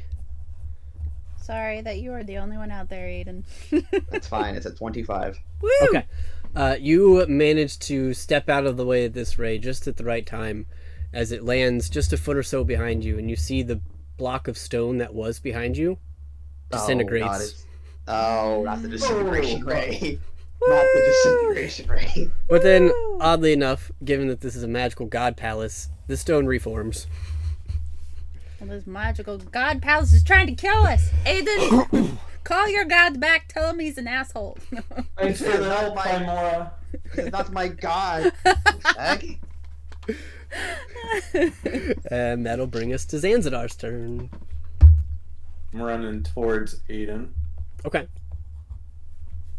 I would assume you have both a sword and a shield in each hand.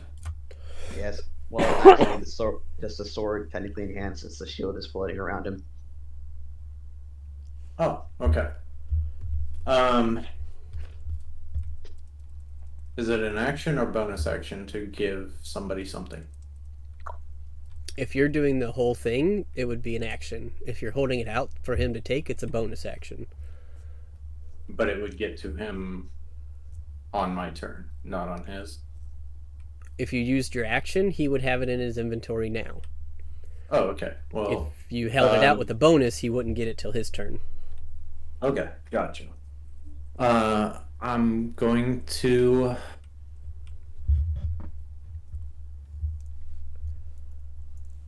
I'm going to give it to him now, so it's going to be my action. Okay. I'm giving you a Willow Shade oil potion. Take this, it'll help. And then I'm gonna run 2 steps lower. Okay.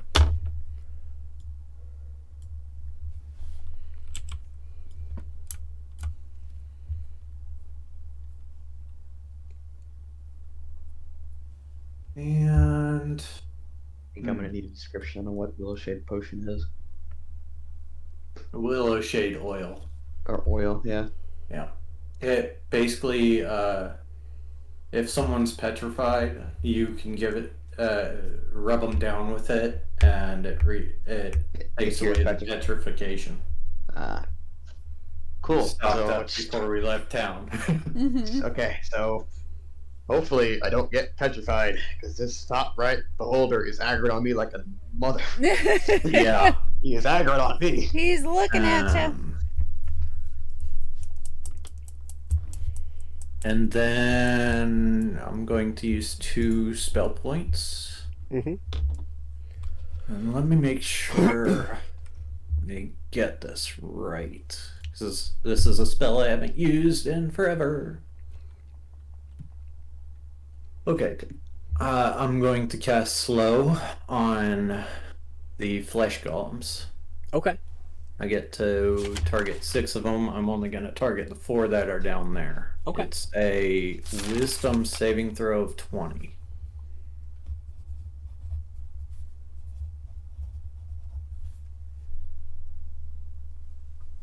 All right. That's a 14. Woohoo. Nice. You're gonna have a real bad day. So their movement speed is reduced by half. Cool. So And they they're are not prone. getting up off the floor. Well, they still have half their movement, so Yeah. they can stand Yeah. up, but that's it. All right. They're just gonna crawl. Let's see. I'm gonna take a step behind Aiden. See if Okay. I can get some cover behind him. Cool. Okay. Sorry, bud. Anything else? No, that'll be the end of my turn. Awesome. End of your turn. The top beholder's going to use a legendary action. And he's going to shoot an eye ray at Zanzidar. Okay. Because I've thrown like 6 at Aiden. So. I love a little bit, Chris. All right, this is just like in freaking Cassie's campaign where the beholder was eyeballing me. I would like you to make a dexterity saving throw for me, please, sir, as you see a bright white light shooting towards you. 13. Okay. Da, da, da. Let me see something quick. Sure.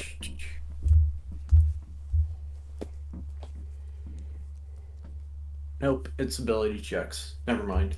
Okay. Awesome sauce. So, as this white light connects with your body. Oh, that's the wrong button.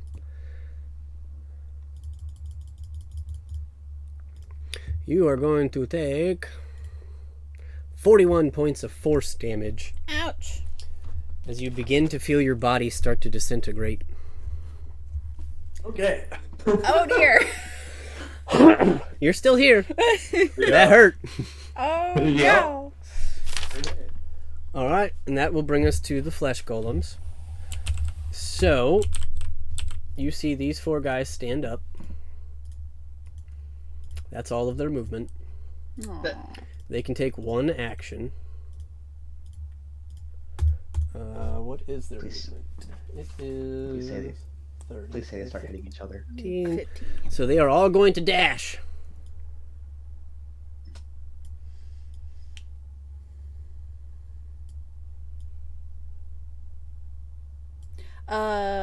Correct me if I'm wrong, Aiden, but that's difficult terrain, right? No, because this is not loose earth or stone. Oh, Yep. just kidding.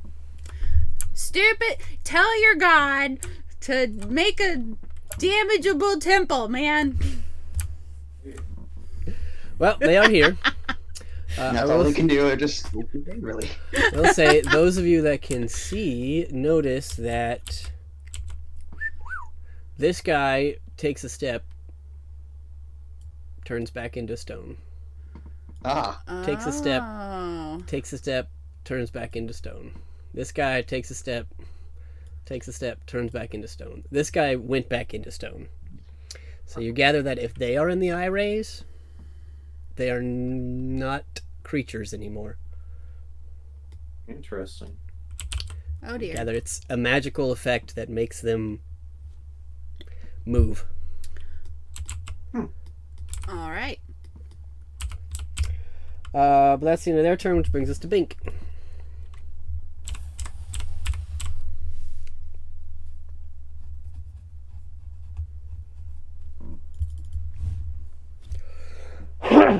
Xavier, you're muted. My Dang it. concentration is still active. I was saying, where the heck am I? I'm like, oh, I'm right there. It's just the light from the angle they're looking at me Yeah. is blocking me. I'm like, where the hell did I go? I'm gonna attack the same one as Lalia is by. Okay.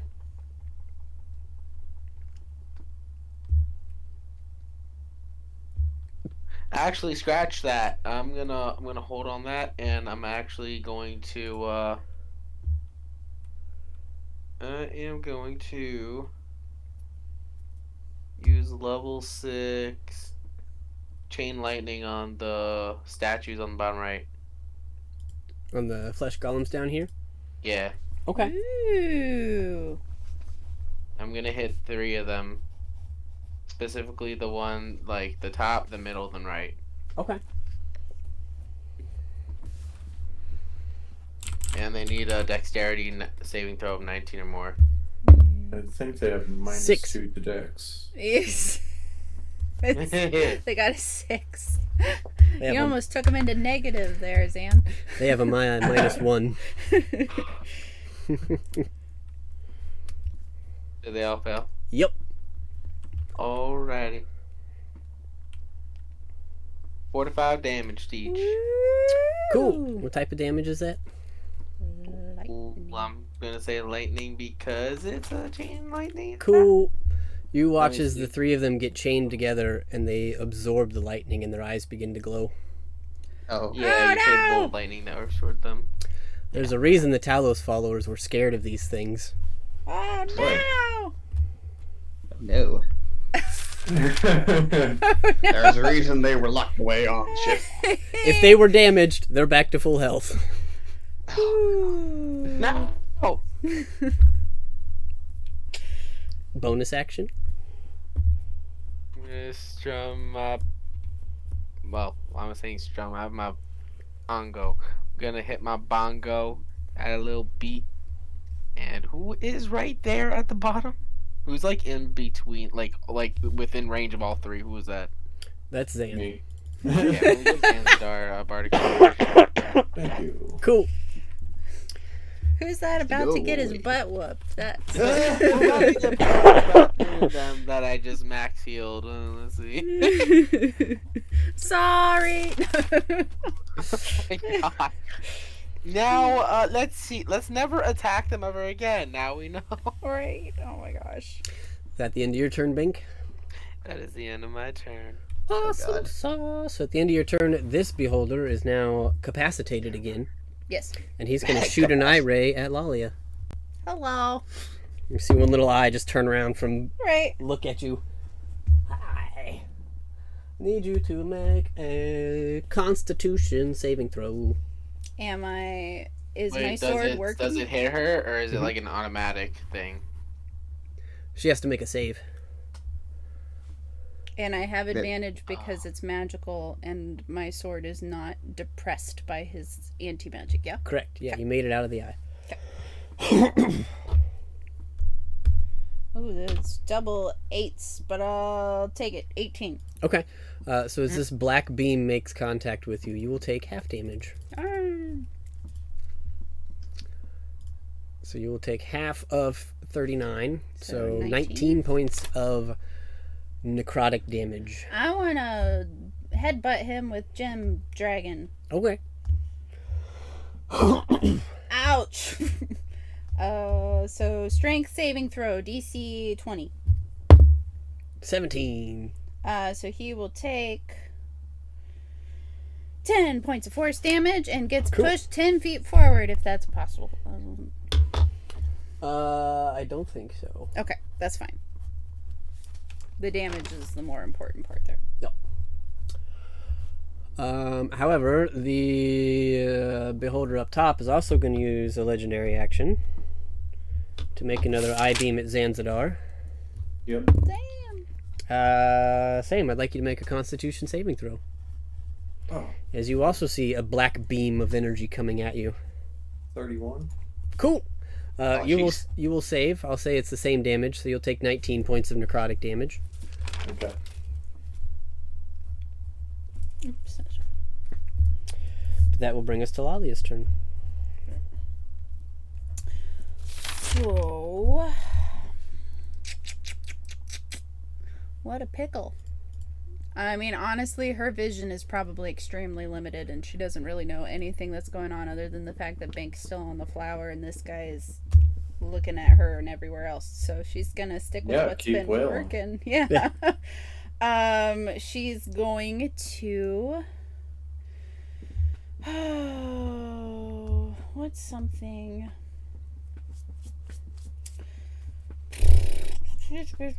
She's going to go ahead and use a channel divinity to take a vow of enmity against him just to give herself advantage while she has the magics and he's not blocking her. And then she will swing with advantage. That is a 31 to hit. Yep. So that will be, and she will smite with one of these. 17 bludgeoning plus, we'll do a 7. 1, 2, 3. Plus 17 radiant. Cool. That's satisfying. And she will swing a second time. Mm-hmm. That is a 21 to hit. Yep. Okay. No smite this time, just regular old 14 bludgeoning plus 1 radiant. Cool. And that will end her turn. Cool.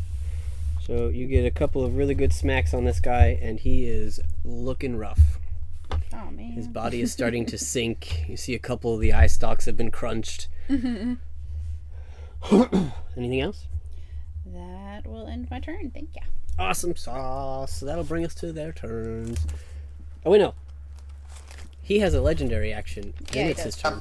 So he's going to shoot you with an eye ray, Okay. because you're the only one that he can get. I need you to make a wisdom saving throw. Pshaw. My favorite. I shouldn't talk too big As of you a see game. this but... light purpley energy kind of envelops you, and you yawn. 24. But you snap out of it before you fall asleep. Sweet. That's good. And now it's his turn. He's going to shoot 3 more rays at you. All right. Oh god. He's going to leave the cone where it's at for now. Okay. Ah. Alright, so first one, I need a strength saving throw. Okay. Ba ba ba dum.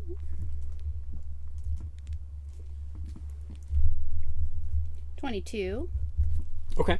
That will save as this beam kind of looks over at you. It's like this pink ray, and you feel this tug on your plate mail.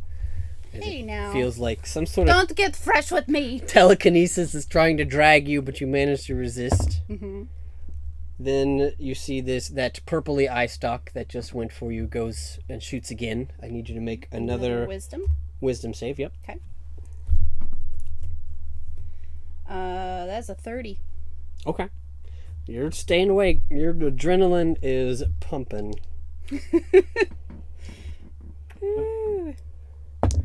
And the last one. Wow, why? What the heck, dude?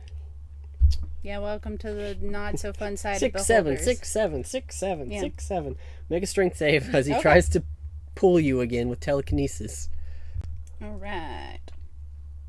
26. Okay, you're safe. He didn't do shit. That's okay. That's right. That's the other one's turn. He's gonna throw 2 eye rays at Aiden. Okay, that's at least a different number. I need you to make a dex save for me. Oi, doi. So you see this green ray come out of this one. That's a 25. Okay. It kind of hits you in the arm as you manage to avoid it, and you feel your arm for a second slow down. Like it's molasses, and then you shake it off. You are not slowed. Mm-hmm. And then I need you to make a wisdom save. Ooh, I don't like that. Oh, thank God. Okay, 22. Look at that. Okay. You also find yourself yawning, but manage to stay up. And the last one is going at Zan.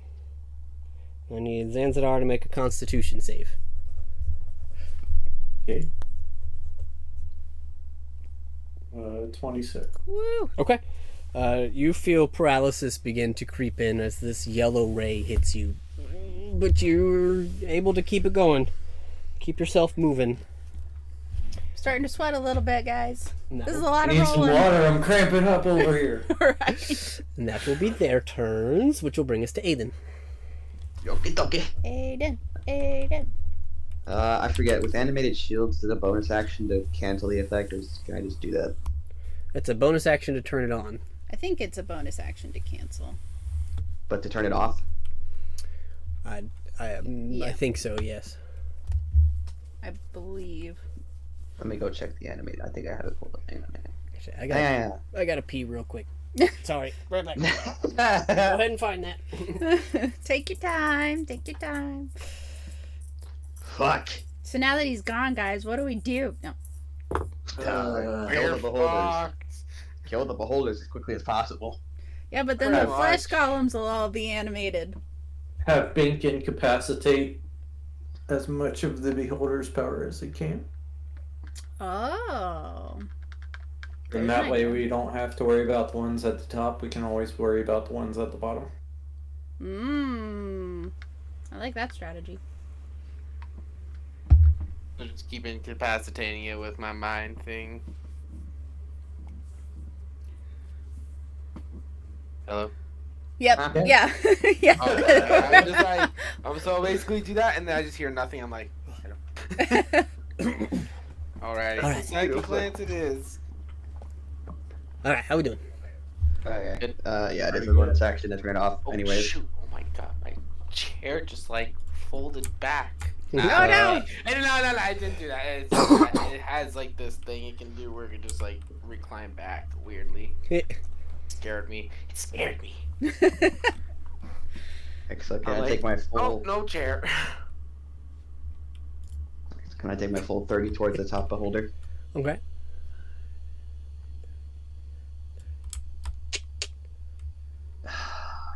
Dash. Fuck. I don't want to. I didn't want to dash. Oh yay. All right, I'll use my full action to dash then. I'm gonna get behind this thing. Okay. You find yourself backed up into the corner. You are, in fact, out of its eye and behind it. Okie dokie. And Huh? I was just gonna say, so that where you were asking about the shield because it's gone down, right? Well, now it's gone down. I was Yeah. asking you because if it would cost an action to turn it off, which it does, it costs a bonus action. Mm. So I'm like, I don't care about it. None of its attacks make me have to AC Right. anyway. It's all saving throws. What? So. Yeah, we're gonna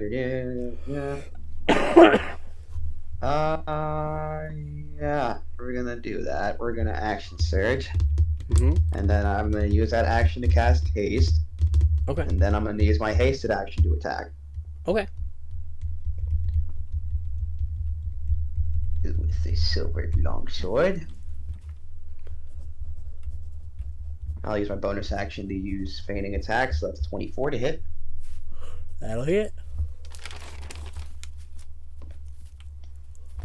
Oh, you fucking PP damage. That was garbage damage. Okay, 12 slashing damage. You got it. That's my turn. All right. End of your turn. Each of these creatures are going to take eye beams. This one is going to shoot one at Zan, because he used his turn to shoot two at Aiden. And this one's going to shoot one at Lalia. So I will roll Zan's first. Zanzadar, I need you to make a dexterity saving throw. 18. Okay. That will save as you see this large, thick black beam surrounded with green energy comes shooting at you. And you manage to step aside and not take any necrotic damage. Lalia, however, ooh, same thing. Dex save, please. I'm not good at those. I want to hear it. You get a +5 to your saves. Well, as long as I'm behind him, I do. I'm gonna use my bardic inspiration. Okay. I don't like that one. There we go. 22. Okay, that will save as well. Okay. You both managed to avoid the death rays. Woo! Woo! That was their legendary action, so that brings us to Zan. Get away, run! Yeah, no Run. kidding. I'm gonna Mollywop. bonus action Misty Step. Okay, where are you going? Let's see. 2, 3, 4, 5 squares north. Cool. Can I see the beholder from that angle? Yeah, you can see him. I would like to.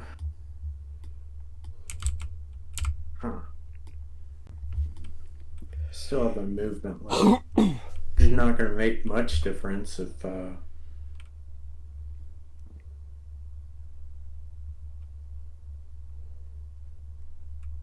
It's not going to make a whole lot of difference for the flesh golems if I lose concentration. So, is there other space behind or next to the beholder besides where Aiden's sitting? Yeah, you could fit in one of the other corners. I would like to try and do that. I can use my movement to do that. Want the top corner or the right corner? I want the top corner. Okay. Your concentration on slow. Are you trying to keep it? That's a tricky question. No. Not gonna try and keep it. Okay. Then your slow drops. I am going to use my action and spend 3 sorcery points to cast Hold Monster on the beholder. Okay. Disadvantage for him. Wisdom save 20. Okay. Alright. That is a 10. Yay! Nice. Swing away, Aiden! Oh yeah, someone to freaking molly wreck him. Doing it now. That will be the end of my turn. I was also going to keep Bink safe because the cone won't. He's out there with all the fleshies, but the he's still in the cones, so we're okay. All right. Whew. I'm still in the cone. I'm immortal. Alright.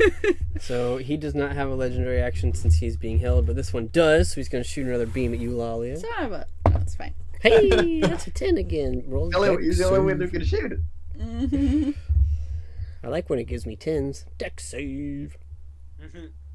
Oh goodness. no. I'm adding daily inspiration. So that's a 17. Okay.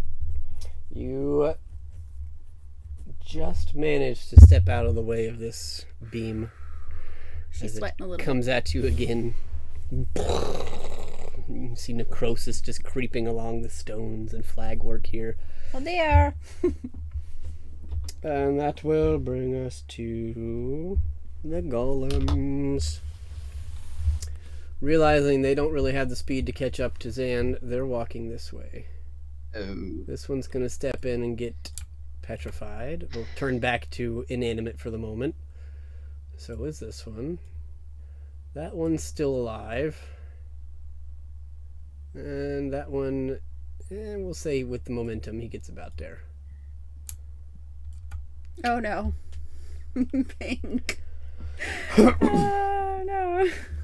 They cannot, however, reach Bink. This one can't. The other ones could, but that has a pedal in his way. So he's just going to hold his action in case anybody comes close. These guys have all made it back into stone land for the moment. So they aren't going to do anything. Which will bring us back to Bink.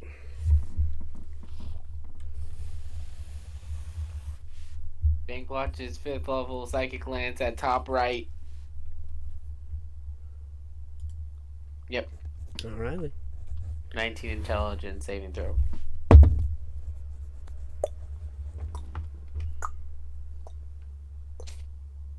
That's a 21. Ah. 12 plus 9. And I use reaction. Silvery barbs. Sure. Yeah, I'm gonna do that. That's going to give him a total of 19. I hate everything. Aw. And I use luck. He was not rolling an attack on you. So no, Dang it. luck does not work on that one. Good call though. Pulling out all the Wait, Bink. stops. By the way, Bink, with silvery barbs, you can give someone advantage. Don't forget that. Oh yeah, can I give myself advantage? You Yep. can't. Wait, no, it doesn't work because he saves. You still get to do the advantage no matter what. What is the advantage? Oh yeah, that's right. So I put I guess good luck on myself. I guess. Yeah, I think it's within 30 feet. So you are. Yep, that's you. You couldn't give it to anybody else anyway, so. Oh, guys, we're gonna sacrifice the gnome. Oh god. This is not good. 5th level. Yeah, psychic lance. Half damage. Let's do this. It allows me to. There we go. Half of 25, which is 12. I'm guessing. You got it. Alrighty. Anything else?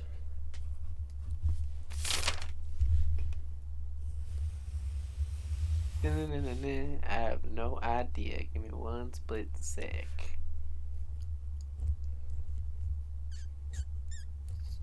I am.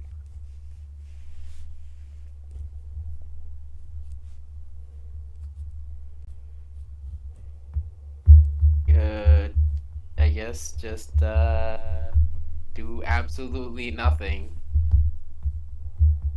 You know what? Frick it, Aiden, you get Bardic Inspiration. Cool. Yay, Aiden. There we go. And then my turn. End of your turn. This guy gets Legendary Ray on Lalia. Oh, that's a 2. What's 2 do? Con save, please. Sure. Oh, that's not fantastic, but I'm out of extras. 15. Okay. As this yellowish ray comes towards you. 15 was your in number? Yep. Lalia, you still have daily inspiration. Nope. Nope. Used it.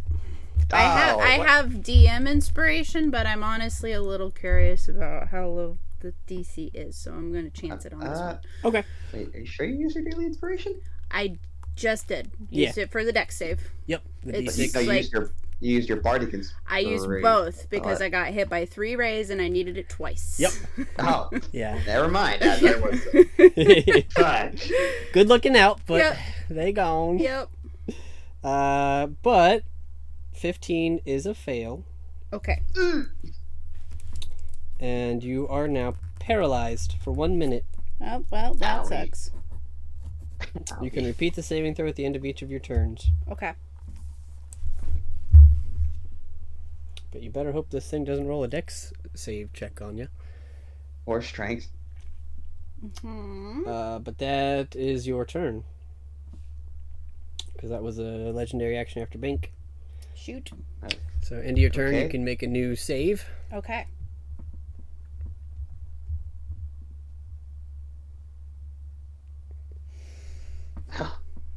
Yeah, I guess I'll take it. Is 16 save? That is just enough. Okay. Ah.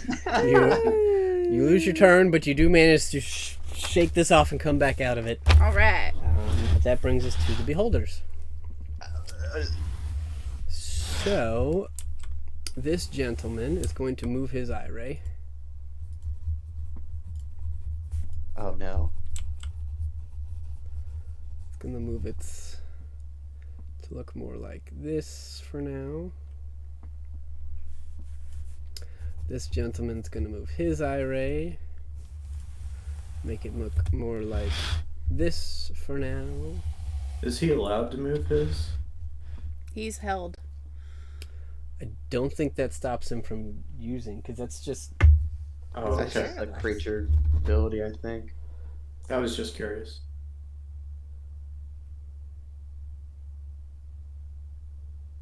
Yeah, because it just says he decides which way it is.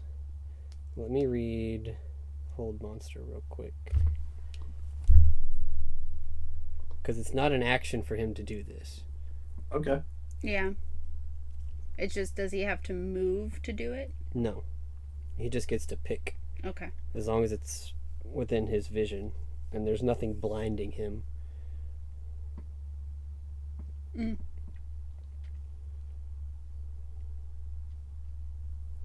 Yeah. Yeah, I mean, he just, if it were an action or something like that, I would probably cancel it, but it's just it's a continuous effect, and he just Okay. gets to pick. So yeah, he's gonna move his cone, but that's all he gets to do. Mm-hmm. The other one, however, has 3 rays to shoot at Lalia for punching it in the booty. I had plans this turn, guys. So, first one, I need you to roll a dex save. Okay. So this gray beam of stone comes at you. 20. You manage to not be petrified. Sweet. I'm gonna not do that because it was the same exact thing. Let's re-roll that one. Okay, let's re-roll it again. Or you would have had 3 saves, 3 petrifies in a row. Okay. Wisdom save. Okay. As he shoots the purple beam to try and put you to sleep. You manage to 30. save from that. And the last one is another wisdom save. Doesn't he have charisma in there somewhere? I don't think so. Dang it. That's what I'm really good at. 30 again. Okay, you managed to avoid being feared. Woo. Oh, I can't be frightened. No, look at that. Bam! Yeah, there's no charisma saves. Dang. Not a thing. Well, poo on you. Okay. Sweet. But yeah, My turn yet? that'll be it for the Beholders. I think he's allowed to roll a nurse savings. Yep, and it was Wisdom, right? Yep, 20. Okay. He has a +7. He doesn't have advantage. Does he have disadvantage again? No. Okay, +7. He rolled a 12, so that's 19. Man, that was close. So he is still stuck. And that will bring us to Aiden. It's golden time. It's swinging time. Okie dokie. And I have haste already put on too, so that is gonna be 4 attacks coming his way. Okie All, dokie. all at advantage. First one's a 28, or not 28, 29 to hit. That'll hit. Woo! If I could get to roll my dice, thank you. Second one's a natural 20 to hit. Woo! Mhm. I think they're all criticals. Oh yeah, they are all critical. Yep. So it's paralyzed. Okay. As long as they hit. Crit. Yep. Goodness. And then number 4, if I could get, let me roll my dice beyond. And that is a crit. Yep. Jesus. Okie dokie. So I'm just gonna roll this all as together, if that's okay. Because it'll be like 4 attacks, so freaking 8d10? Yes, 8d10 plus Yep. 32. Oh god. And it's plus 8 each time. Mm-hmm. Nice. Actually, let me see. Does crits affect superiority die? I forget if they do. No, because they're not a part of the original attack. They are added in Okay. additional effects, not like smites that are part of the attack when you hit. Actually, I'll just roll these separately just to be fair. That. Another 2. These are pretty shit rolls right now. Okay. I haven't got. Oh my god! Come on, game. How have I freaking rolled so low on 3 attacks? That's a decently high roll. There you Okay. go. So in total, that is 27, 40, 61 points of slashing damage. Cool. How does it look right now? He's still looking pretty healthy. I mean, he's looking beat up, but nowhere. He's not clinging to life yet. Okay. That's fine then. Action surge. Mhm. 3 more. 27 to hit. Mhm. 28 to hit. Mhm. And a 26 to hit. Whew. You got it.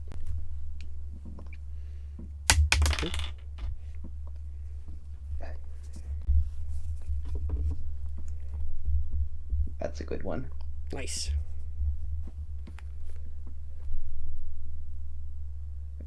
Dokie.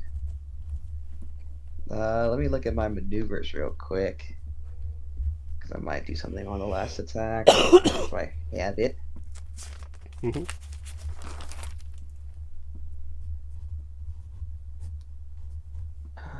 Let me see. And my Beyond's acting. What is going on? Stop it.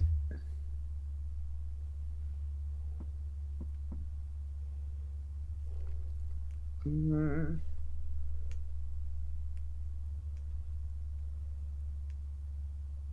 I don't think I have it in my current list of maneuvers right now.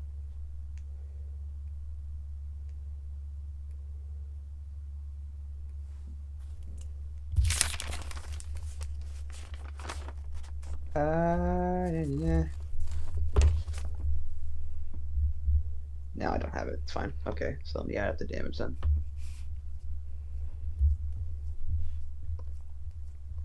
Da, 20, 44.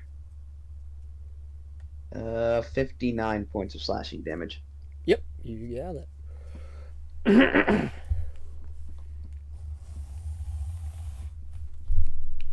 He's looking pretty beat up now. Ouch. And why not? Bonus action, Shield Master Shove. Okay. Just to do extra damage to it. I'm pretty sure it fails because it's Paralyzed. paralyzed. Well, actually, I don't know because it's It's like specifically strength saves. So I don't know if they can still do contested athletics or whatever. Yeah, creature automatic. Oh, Yeah, it It's not as automatically great. fails Okay, cool. strength and dex saves, I believe. Yeah. So yeah, that was just to cause extra damage. Yep. How would that work then, since that counts as an automatic crit? So 1d4, right? If you're using it as a improvised melee weapon. So 2d4? Since it's a crit? Or not, are we not going to count that as a Well, crit? it's your since there was shield no master attack shove, right? Mm-hmm. That should have its own. Oh, it doesn't actually do damage. Yeah, No. because I asked that from you as a rule. Gotcha. Since that's- I'm gonna let it be. I think we've let it be like improvised damage. So I'm gonna say a D4. You can't crit with it because you're not supposed to have damage really, anyways. Okay. Yeah, and Two. you're not proficient with Yep. improvised weapons. Yeah. Yeah, you can't crit with a weapon you're not proficient with. So.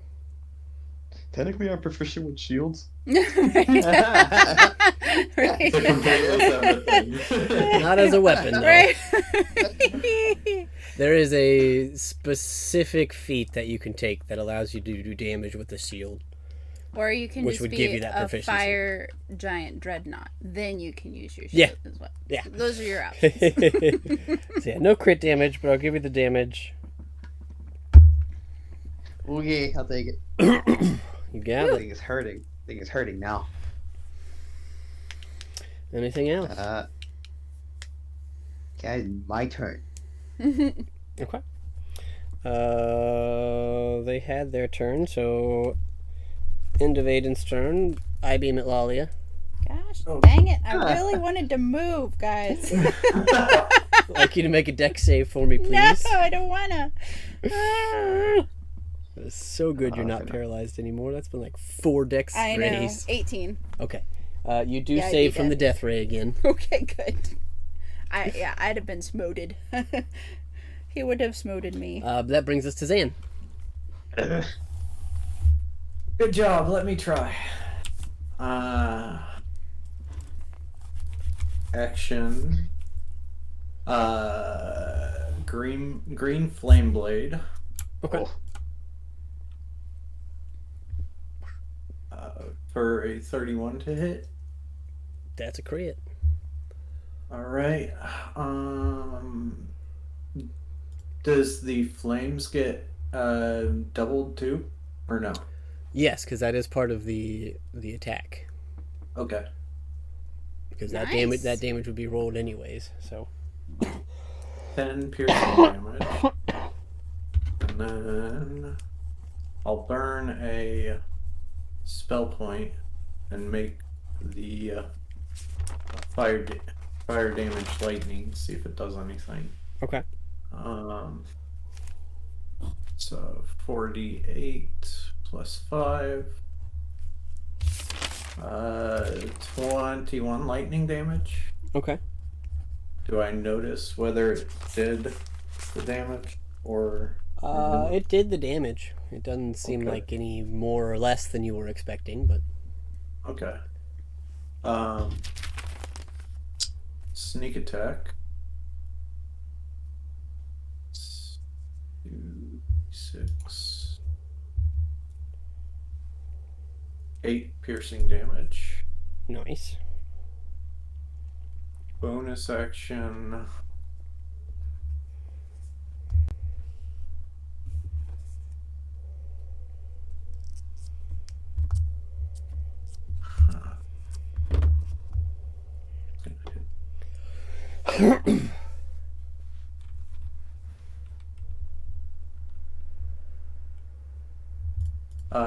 Bonus action, shocking grasp. Okay.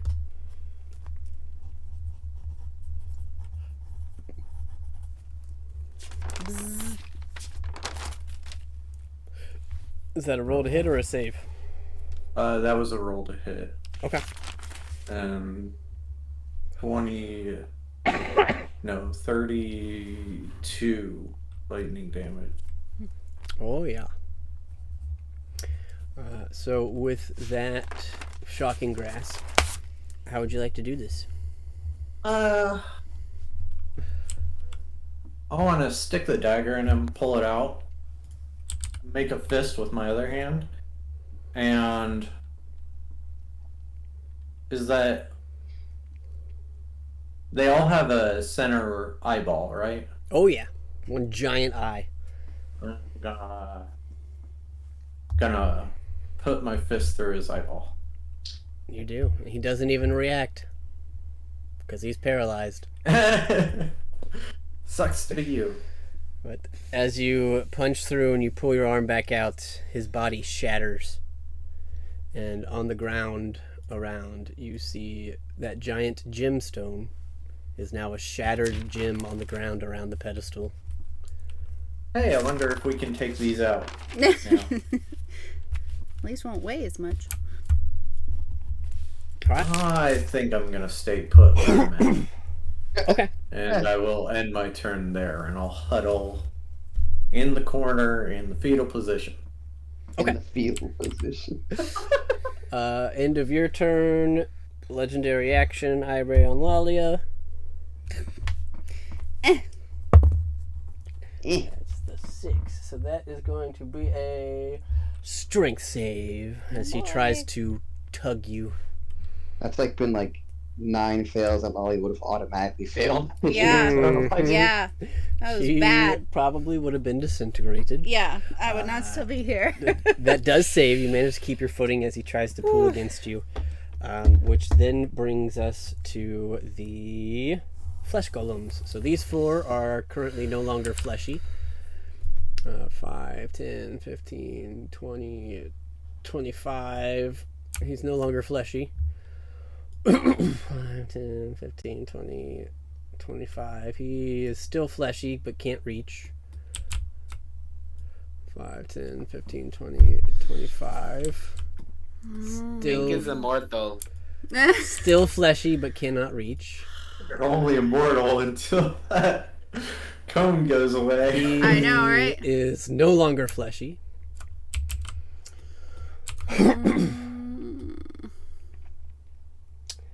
And that will be the end of their turn. And bring us to Bink. It's time to kill everyone, including me, right now. Let's do this. I am not getting out of this alive! Ah! Okay. Oh, God. Okay,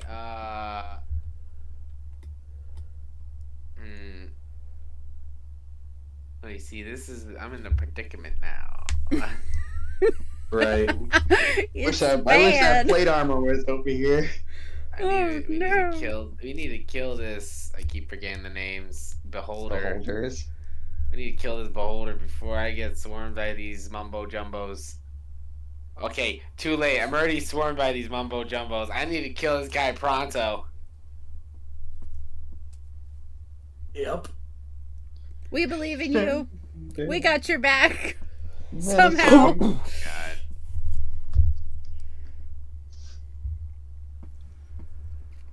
What would you like to do, Bink? Oh my god, I don't know what.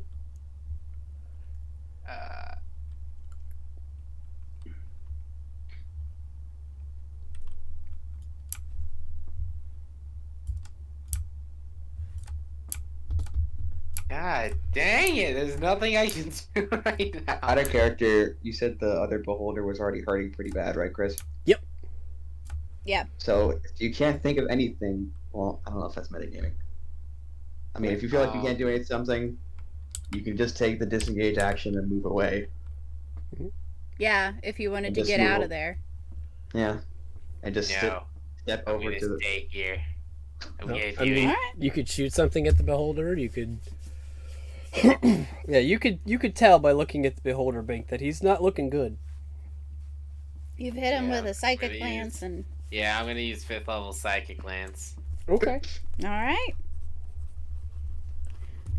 If it works, it works, man. Well, I'm just whatever the save is, he boy. rolled a natural 1. So Woo!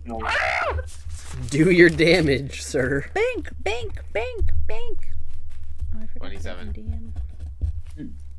How would you like to do this? Grrr. Nice. You see Bink kind of like summon his psychic lance as usual. It's a purple type of lance. kind of javelin looking thing, but a lance.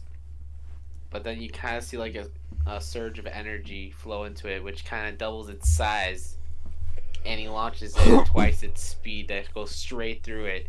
And usually you kind of see it take mental damage, but you kind of see it whisk straight through the back of its eyeball and kind of like see the blood splat through the back of its head. You got it. Gross. We're, oh boy. And And you, now it is dead. Where oh wait, Zach. I mean that's where Lalia is, isn't it? Yep, it's all right. yep, yeah, you see that beast just shatter then, and just like the other, you see now on the floor, just a bunch of tiny pieces of this large red gem that has been shattered. Any bonus action or movement? I will say, you can jump to this square. Yeah, because they're not in melee with you yet. I use collapsing black hole and decimate all of them, including me. No.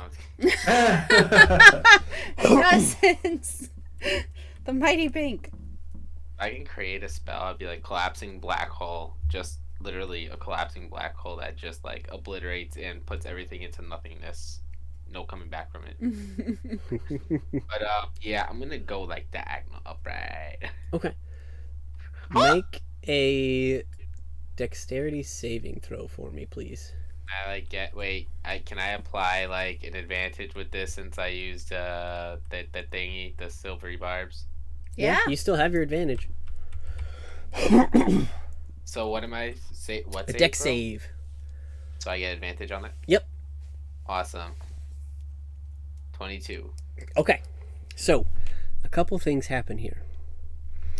As the magical cone that was emanating from this second beholder still falls, Bink, you see as all of the golems near and around you begin to animate again. And you see their arms coming up and kind of starting to reach for you. But at the same time, you notice something you didn't before. The flower that you're standing on is now starting to collapse. The petals are starting to close. And as you jump, you manage to avoid it closing around you. And you land on the opposite side. And as you do, you also hear a click. As you are no longer applying weight to the flower, you see it start to lift up and rise a little bit. And then it opens again. Almost like a trap resetting. And all of the golems around the flowers stiffen back into their original position and begin to slide back into the alcoves. Yeah. Woo. Bink goes over to kick one of them before they slide over. I'll say the last thing that you guys notice as you are sitting here and we're about to go ahead and take our dinner break, looking at the gems, thinking about what happened, thinking about taking the gems, you see each of you, Lalia in your corner, the two of you in that corner, you see very slowly, not quickly, a couple of the shards of the gems on the ground rise up and begin to reassemble on the pedestal. The gem is slowly rebuilding itself. Gem and GYM. What a workout, Yep. guys. But you do also hear boom, and the door to the next area opens. Running. And that's where we'll end for today. Dun, dun, dun. And we'll pick up next week to see what the next room looks like. Oh boy. I'll give you a sneak peek. The peaks of sneaks. Boop. Yeah. So sneaky. But that'll be it. We'll be back next week to see what happens from here.